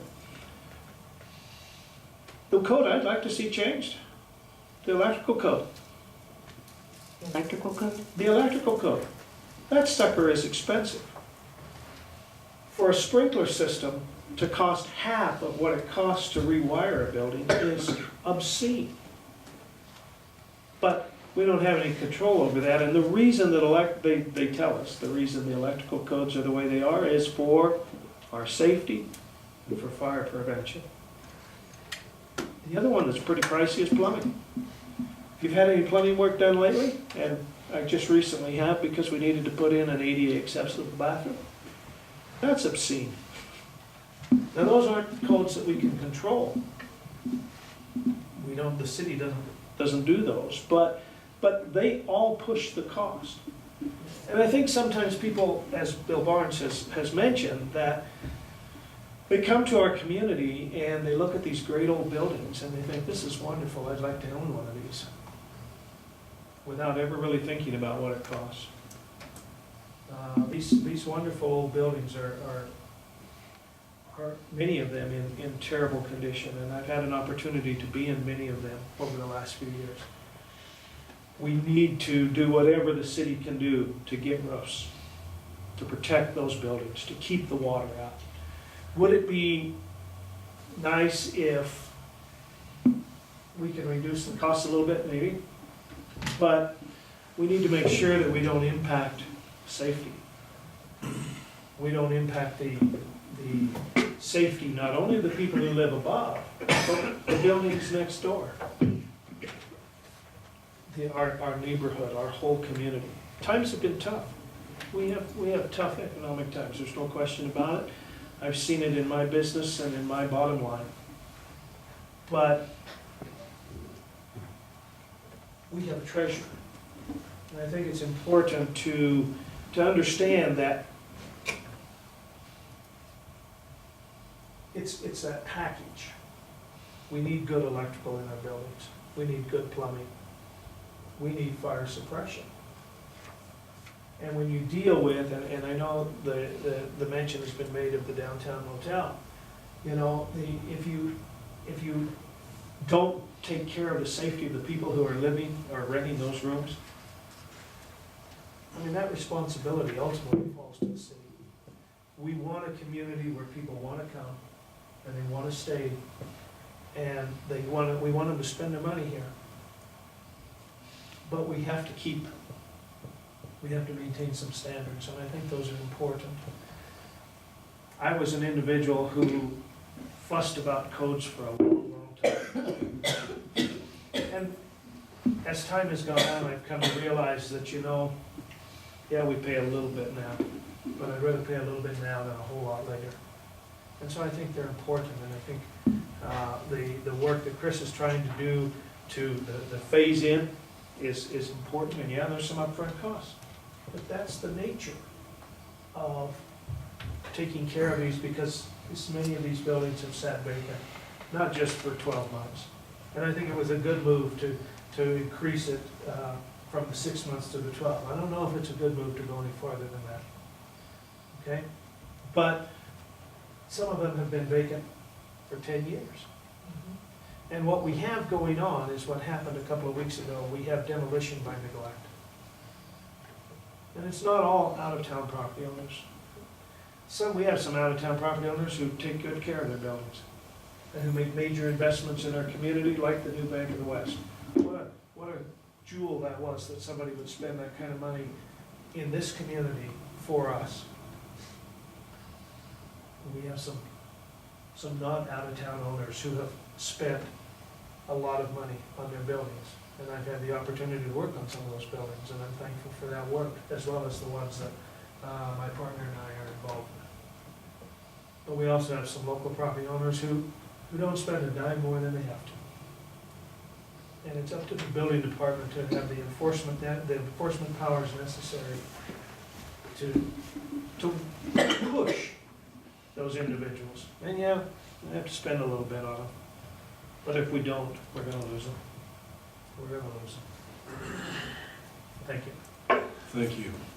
Mr. Aker? Before I forget my train of thought, Chris, on non-conforming buildings, if they're non-conforming, and I hope I'm phrasing this correct, if they change their use, does that invoke some of the Yes. code requirements? Yes. If they were to keep their existing use, then they would not be required to meet some of the code requirements, is that correct? That's correct. I think that may be some of the consideration with council as well, as many of these people folks that are coming in looking at buildings are changing their use. And I think that triggers some of the building codes, and would regardless if we have 12 months or 2 years or 5 years for non-conforming. So I just wanted to add that for clarification. Are there, I've heard the discussion about the roofs, and I'm not an expert in looking for grants or opportunities. Is there a possibility that we could explore a means to create perhaps a revolving fund, or to help the businesses with those roofing needs? If I'm correct, I think Mr. Kelly has asked Lewis to kind of look in to see if there might be some possibility with DOLA grants. One thing that I would like to do with Chris, once we know if this is close to our final, as we're going through the adoption so that we can educate folks, is to get with some of the banks and see what their interest would be. Can they help out? I think it's in their best interest, and also to educate them about the code changes, so that they know what's coming down, so they're well versed in it, and open it up discussion with realtors as well, because maybe there's something that the community can do as a whole if everyone chips in a little bit. Have we considered perhaps consulting with, because I can't imagine that the challenges we're facing are unique. There's nothing new under the sun. Have we consulted with some of the other jurisdictions? For example, Manitou Springs has had a remarkable renaissance. I know Salida has done some wonderful things. We did look into that. Some of these jurisdictions are under the 2006 code, but most of them require, along with what Mr. Kelly's proposing with the phased approach, the separation. The same type of tools that we're trying to suggest as well, these other communities are going through as well. There was some thought that maybe, the fact that we adopted the 2009 code may be a detriment. In talking with Mr. Kelly, there's not a large, a significant difference between the 2006 and the 2009 code when it comes down to these, the big ticket items. I'll say sprinklers and fire suppression. Because I had Ms. Marshall and Lewis look into that for us as we were getting ready for this, and they require the same separation. So they're faced with some of the same situation. They may not have buildings that are quite in our condition. Mr. Kelly, at my urgent and on his own, talked to other building officials as well in other cities to kind of get their ideas. So I think we've done some pretty good research to where I think we've come up with probably one of the better codes that may be out there. One of the things I think is a misconception is that area separations have always been required. Once you add a sprinkler system, the hourly rating of that separation is reduced. So there's a cost savings there. Because most of them are 2 hour, 3 hour, 4 hour. When it goes to sprinklers, it's reduced by an hour automatically. And that's about all I had, but I wanted to give it over to Mr. Barnes to finish up his, unless you had some questions. I had a couple of questions specifically on the change. Is this the time to be asking? Sure. 5.3, 5.4. Well, let me go first because we're talking about non-conformance. Yeah, I give you a heads up on that. Let's go back to non-conformance, and maybe I'm just not reading this right. Are single-family residences, can they be legal non-conforming? They could be, but right now, what we're specifically working on is the IBC, the building code for down here. Okay, so, but there are some restrictions in here on townhouses. Somebody owns a townhouse, and they vacate it, okay, as long as they're paying property taxes, they're still conforming, or legal non-conforming. If they don't have a sprinkler, for instance. If it's not rented, then they wouldn't be making sales tax. I think if you read in there that they have to generate sales tax.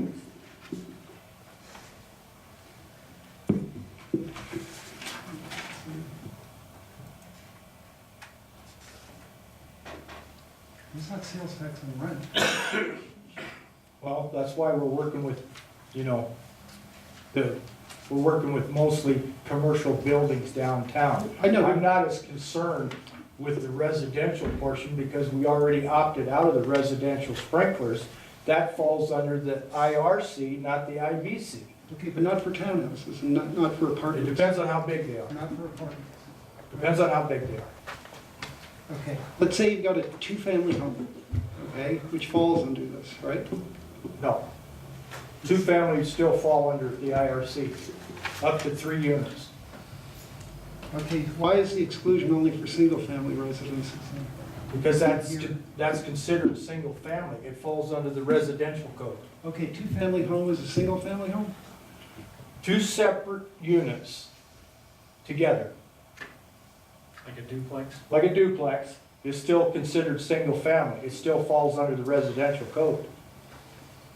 Once it gets over 4 stories or 3 stories, and it gets over so many units, then it falls under the IBC. How many units trigger the going to the Commercial code or the building code? I think it's 4. Over 4. So you have over 4, then basically It goes to the IBC. And it doesn't specify whether they're horizontal or up vertical? Yeah. It does. Single family can only be 3 stories. But, And- okay. And then, if you're talking about a, kind of like a duplex, but you have 4 contiguous but separate family, But it would be townhouses. yeah, like townhouses. 4, you're still in the residential. Mhm. If you have 5, then you tip over into, Correct. Kind of like that motel, hotel, or whatever it is out there on Atchison. That would have been sprinkled. Because it's too many units. Okay, so the language here says single-family home residences. You're saying single-family residences includes units up to Right. 4. Okay. Up to what's allowed in the code, yes. Okay, that's helpful. And then the other question I had on the, I was a little confused by section 5.3.4. And It seems to say that when something doesn't have a specific penalty associated with it, then it becomes not less than $300 or to exceed $2,650 or by imprisonment in city jail. Okay, now I don't see imprisonment in city jail any other place except in this sort of catch-all, which is things that don't have specific penalties. No, this is the penalties for any violation. Okay, it says, Well, it's problematic because the city doesn't have a jail, but no, but this applies to things where no specific penalty is provided. And the problem is If you look at now the with the fourth change in line- the law, if you have criminal penalty, we're gonna Yeah. have to This would seem to provide exclude legal anything where a counsel. specific penalty is provided. We can change that. I think it does, because I think he meant to not exclude things where specific penalty is provided. Okay, It's an important thing, because, I mean, right. you're much more enforceable if you just strike and no specific penalty is provided. Okay. Did you Because this like? would apply to only a very small number of cases. Okay. And I think it was intended to be broader, as what you're saying. Well, that could have been my miswriting.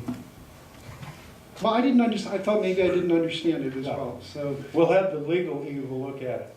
Well, and this is what is cited, just, I think we discussed this before, whenever there's a violation that's alleged, this is the section that is cited. I mean, when you're summonsing them into court, Yes. this is the section that is, and so these are the penalties that are always Right, and this is looked meant at. to apply broadly, so I think you need to strike the, Did you like that not less than 300? I like that.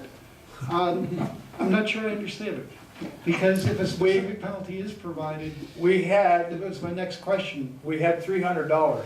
Right. And then Mrs. Baca wanted to raise it to $2,650, and then with discussions with the city attorney and the judge, they thought, well, you know, maybe we'll charge them $5 or $100. So I added to not less than 300, so they got a starting point. Okay, now, let me understand, which is, if a specific penalty is provided, are there any that are 200? No.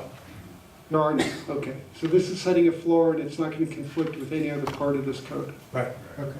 You would be, Because our 300 was always 300 in there. okay.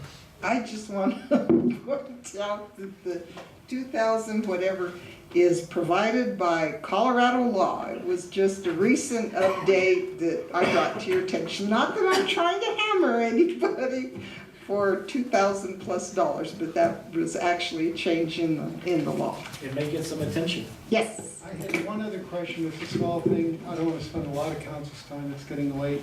Past my bedtime. Past your bedtime. But on page, section 5.6, subparagraph 4, on page 9 of what you provided, 4.10 of the council packet, Okay? failure to comply, and this is related to stop work order procedures, it says that shall not be not less than $250 or more than $2,650. Aha. We'll change that to 300. 300. Okay, but then later, there are a bunch of places in the actual code which say that it shall be not less than 100 or not more than 1,000. That appears about 6 or 7 places in the code. Well, we tried to combine this, and it was scattered around, and so copy and paste, we might not have caught it. Right, I'm pointing out to you that Okay. there's an inconsistency. Do between some that. additional proofreading. We'll do some search and replace. Because if we want 2,650 there, we want to get rid of the maximum of 1,000 in the code. Yeah, exactly, because that was the old one, the old max. it would seem to me that, I'm big on communication tonight, I don't know why. If you have occasion to talk to this property owner, kind of, your investment here is just really going to pot. And so is the neighbors, but if you guys can work together to make this better, everybody benefits. It can't be to their advantage to have these things becoming more and more dilapidated, I would think. It's just kind of common sense to me. Right. Okay, now earlier at the onset, you said that you have sent letters, attempted to correspond, and some people don't respond. And a few do respond to you. understanding that you're on camera and all that kind of stuff, can you say what they tell you?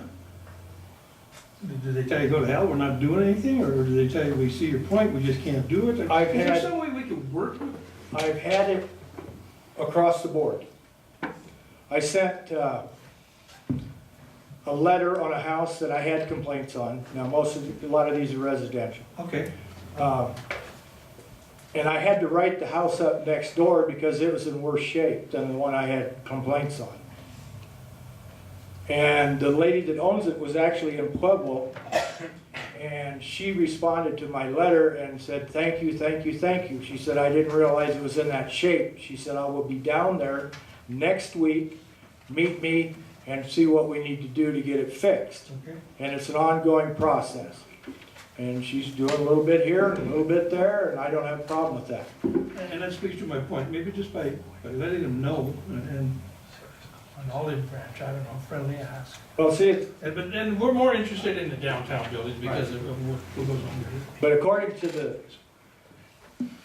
building codes and the rules that I follow, is when it's something that needs to be fixed, I send out a notice of order. I don't call them on the phone if I know who they are. And that's supposed to get their attention. They're given a timeline on what they need to do. It explains what the problem is, and then if they don't respond, previously we would send them another letter. Usually takes about 6 months time you get response. We had one letter that we sent out,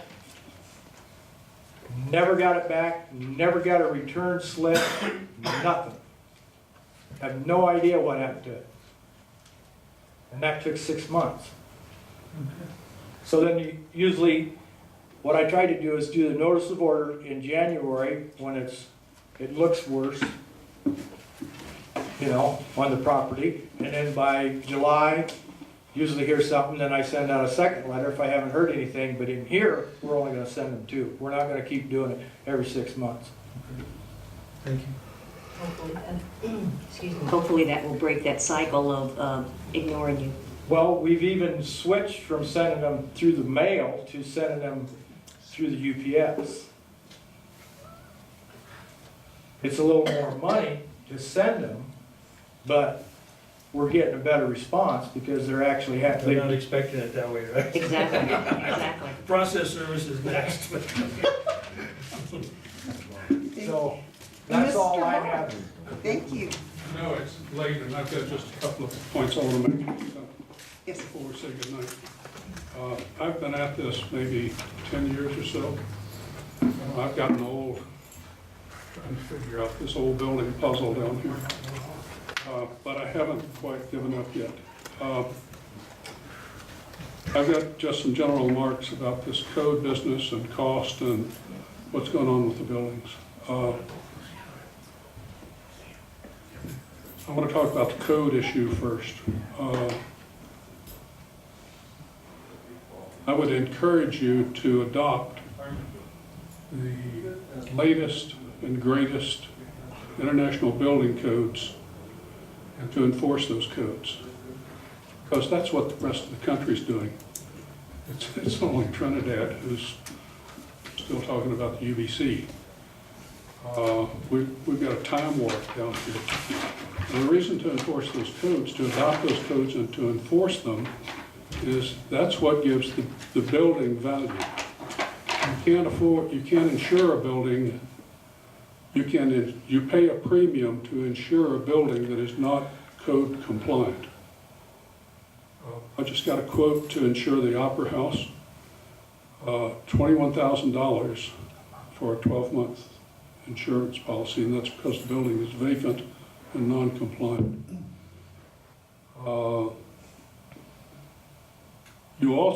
Investors also can't borrow money for buildings that are not code compliant. And if you refurbish a building, invest your money in it, and it's not code compliant, then the people you sell to can't get financing for a non-compliant building. So there's really no option but compliance. That's the deal. And another issue, which you heard several times earlier, was you, as the group of 1, 2, 3, 4, 6 of you, have a special responsibility for public safety here. And if we had a catastrophic fire here, and we had a whole town, 142 buildings that are non-compliant, and we lost 100 lives, you would make national news for not having current codes. You've got current codes now, but if you let the code slip, you're not fulfilling your responsibility to maintain public safety.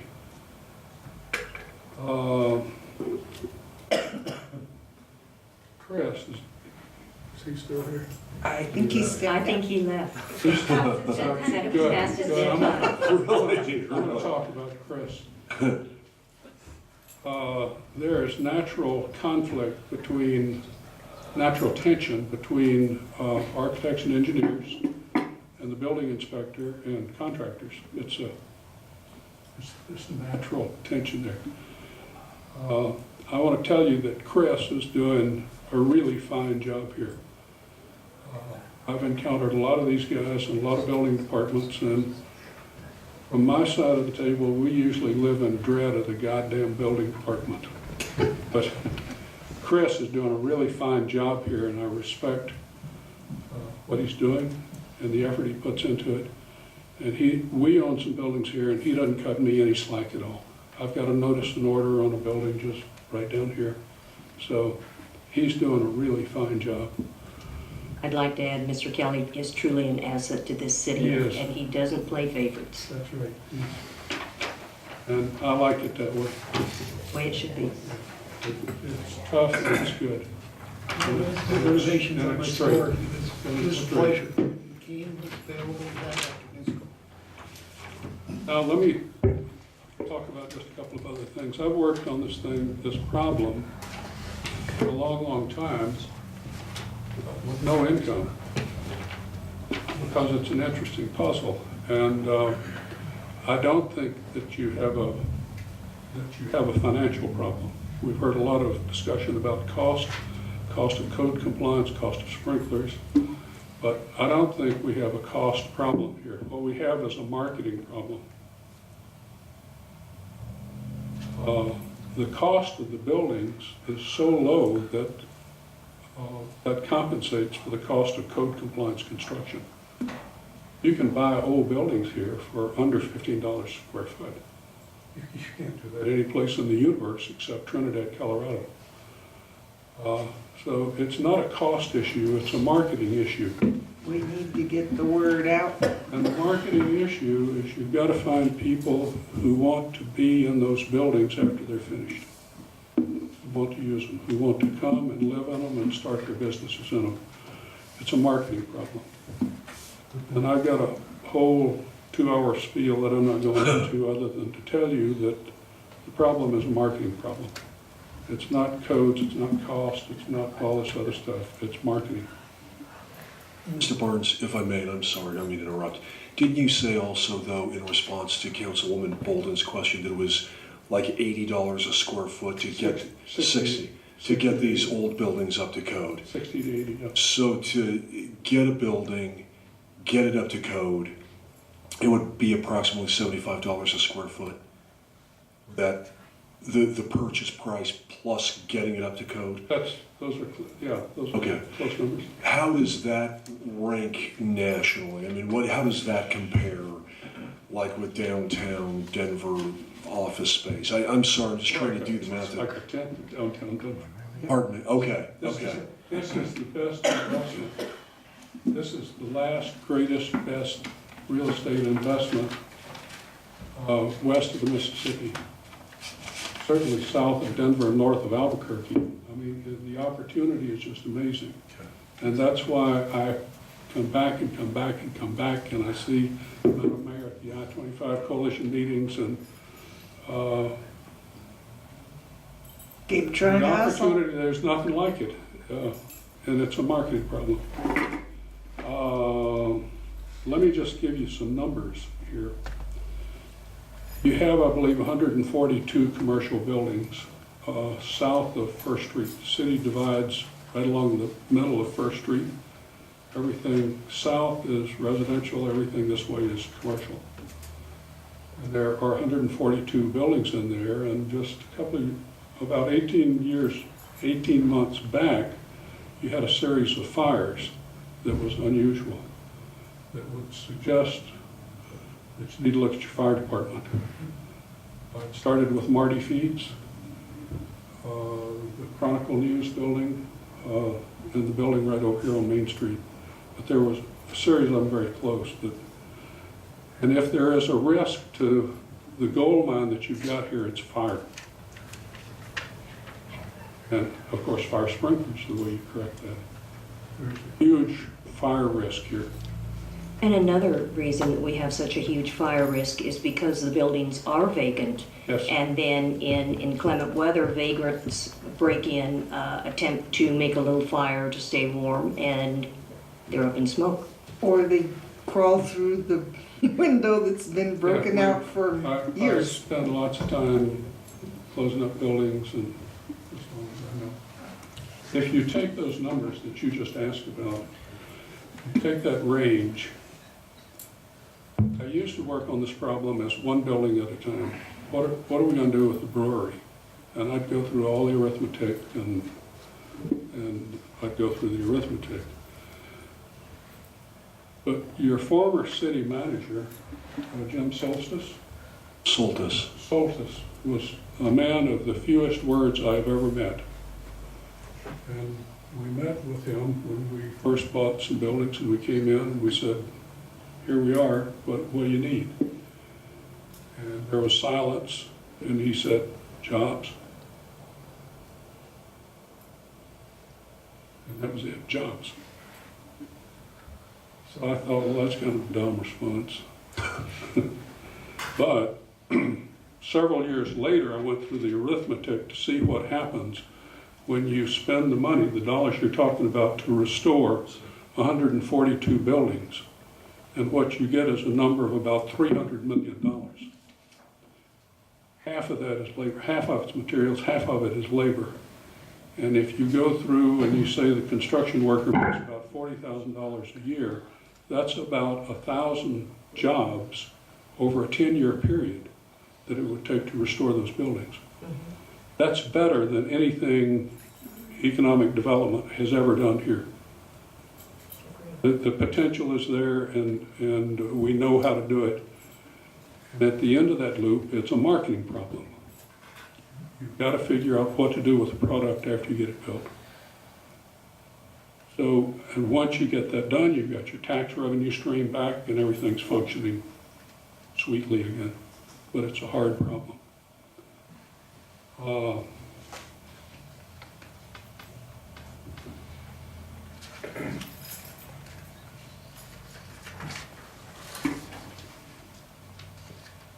I did these notes at 4 o'clock this morning. If you lower your standards by reducing the non-conforming deal, or backing off the sprinklers, or going to the UBs, if you reduce your standards, you hurt yourself in the marketplace. And if you don't understand that, think about aircraft maintenance and what kind of airplanes you want to fly on. You want to maintain. You want the latest maintenance you can get on them. So don't lower your standards.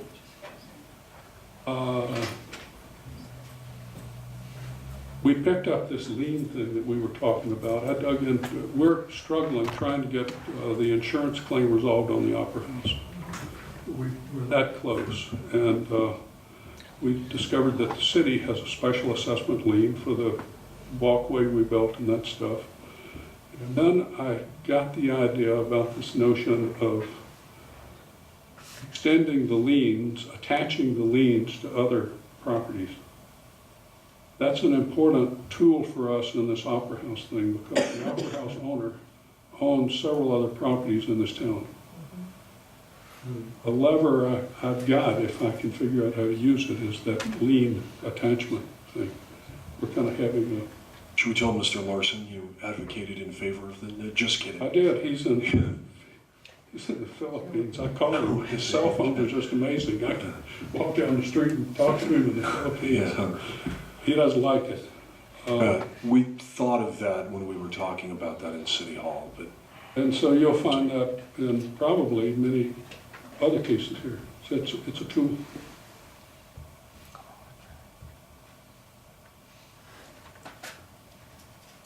I've said everything I need to say. Good night. thank you, sir. Thank you. Thank you, thank you for your time. Very informative. Thank you. Mr. Aker, I would encourage city staff to continue using ideas similar to those brought forth by Mr. Barnes, and to communicate with other developers, not only in Colorado but New Mexico, whose specialty has been bringing some of these historical buildings back. I always say all the brains aren't in one head, and people that have done it have had to have faced the kinds of challenges we're facing here in Trinidad, and would be, I believe, a valuable resource in getting new ideas, new ways to move forward with development without, as Mr. Barnes says, compromising standards, because it sounds like basically we'd shoot ourselves in the foot if we did that. I agree. Any other comments from council? Ms. Walker? Ms. Matei? Are there any other agenda items? This is actually the last. Before we, sorry, before we move on, is this code, this version, one that meets council's needs? Do you want to think about it, take a look at it, give us some more comments, or do you want us to move forward and bring this back for a consideration at a regular meeting? I think once you get the consistency in the numbers to $200 and $300. I think it would be ready to go. That's my sense, but I wanted to make sure, because I think staff is feeling we're close. I agree there is some additional ideas that we can get outside of the code, working with people to get creative. I think bringing back the discussion on urban renewal, other incentives, working with economic development, I think it's a package of tools that we need to have in our pocket to offer people when they come in to talk to us about buildings. One of the things I thought of, but it's responsive, I've been sort of mulling over your idea on the legal non-conforming. I don't want deadlines to be extended just willy-nilly, and I think that was the sense we got from Chris and Mr. Barnes. But I think Councilman Bolton does have a good point. Could we put in a provision, and I would ask whether council was amenable to it, that if someone is actively trying to sell their property, that if they apply for a 6-month extension, they can get it, or they can get 2 6-month extensions. I don't want it to apply to buildings that are neglected and nobody's doing anything, because I want to enforce the building codes. But if someone is actively trying, I agree, and I think the key is that they're actively doing it, and then I just don't want it to become a farce. Right. That any consideration we're willing to extend becomes stupid. But there are situations where 12 months just isn't long enough to market that building. and if you extend it too long, then there's not pressure on the seller. Right. So, 6 months is about all they want to do. Otherwise, the seller just holds on and holds on and holds on. I like And your suggestion. And you don't have the new money coming in. But I hate to see somebody miss it by 2 weeks. Mr. Kelly, I see a hand up there. Why don't you come forward to the microphone, sir? Thanks for coming back. I forgot my hat. I went running after you. We You knew were gone. you'd gone home to bed. I know it, it's way past my Gotta find My it. suggestion would be if you want to have an extension for a 6 month period or something like that, either they appeal to the appeals board, which we changed, did you catch that in there? Yes. It's the building. Yes. Or they present something to city council that says, yeah, we've got it up for sale, we're doing this, we're advertising. And then you could say, either you or appeals board say, okay, we'll give you a 6 months extension. Maybe they could go to the appeals board and then automatically the appeal from the appeals board is to council. I just have a question on that we'd have to talk to the appeals board and see what they feel comfortable about on something like that. You know, because they're supposed to be Oh, they're ruling. supposed to be the final, oh, okay, I'm sorry. I think the intent I'm getting is- confused with the planning and zoning. We'll confirm that and take a look at it. I think there's two intents. One, we want to make sure we have clear criteria to where it's spelled out up front what you would have, what type of criteria you'd have to meet or hardship you'd have to meet to be considered. And then, just like enforcement, we have to enforce that. And then, we don't want it to become political either. Yeah. Because I think that makes it harder for people to have an idea of we're consistent. Not that you're not consistent, but it could happen in the future. So we will give that serious thought and See if you can craft we'll something. craft that something. would And it may be Address the a couple of sentiments. weeks before we bring it back. And I think we should be able to bring it back into regular session with those updates because it'll be 2 readings anyway. So. Now, are we also going to allow for public comment Yes. on changes, particularly those in the light of increasing fees and contractors' licenses and insurance? 2 ways that I would like to accomplish that.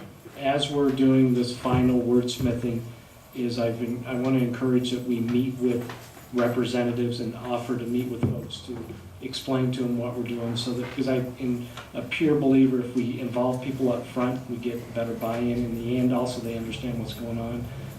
I know Chris mentioned to me when we were discussing that the last time we adopted the 2009 codes, we offered some classes and had some I think education. that was a good So if we move. can reach out with that, we don't want to extend the time before we adopt it, but I think it'd be good to reach out to folks now that we've got to this set. And as I mentioned earlier, I want to meet with the financial institutions as well and kind of make sure, and the realtors, offer to them to give us some thought and input as we're finalizing it to bring it back to city council. And then there will also be an opportunity for public input at the second reading as well, formally within city council. So it's a little bit more work on staff up front, but I think it will be well worth it in the end as we finalize things. Financial institutions have reclaimed a lot of properties in foreclosure and such, so they have a vested interest in doing this, and I think it's wise to have an eclectic approach to what we're trying to do here, get all the principals involved. Any other comments? This is very good. Yes. You did a good job. You get A+. Mr. Barnes was saying very nice things about you in your absence. You kind of left too early. He was mentioned the whole time. No, Yeah. you really got compliments. Yeah, he's really saying very He said you're a serious. good guy. Yeah. What about the He's provision well. we're gonna have about smiting the son of the, That's right. Did you like that? That was good. That was pretty good. I like that. We needed that humor. Thank you. Okay, Uh, I'm going home. Okay, we're going thank to you. follow Thank you. you shortly. Is there discussion of any other agenda items? I have one. Yes, Ms. I didn't vote Velasquez. tonight. No, Mr. that's Akers, good. On that informational items. Yes. Okay. On the vehicle part and the overtime, Yes. do you have some figures on what you're gonna be saving on that? Not yet. And I can tell you, over time, I think it will, as I've been going through the budget this year, it could be in the thousands of dollars. And then on the vehicle, I'm gonna say it's not a huge savings, but it is gonna be, I think it will amount to some savings. A lot of it is perception and need. My thought, and it's unusual for, when I came here, I'm talking with other city managers to have that many take-home vehicles. I met with staff as I was making that decision. That's why I left the on-call people in there. And if it doesn't work, I'll revisit it. But a lot of it is as we've got employees, say residents, who have jobs, they look at it, and it's my philosophy of, if we're asking our residents to help us because we're doing more with less. We're financially strapped just like they are. And part of my thought process and the staff I talked with about it agreed is they don't get to drive home, take home vehicles.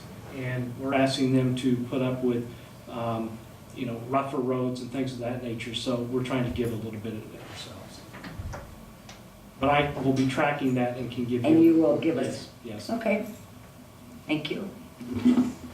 The other thing I'd request that as you look and evaluate this is that we're sure we identify those who have access to a take-home vehicle, that there's a legitimate need, either because they're on call or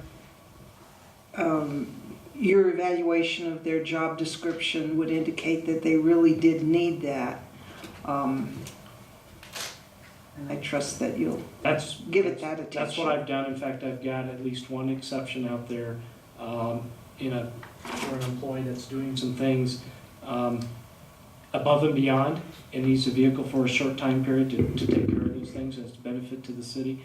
I've had a lot of people agree right off the bat that we're doing the right things.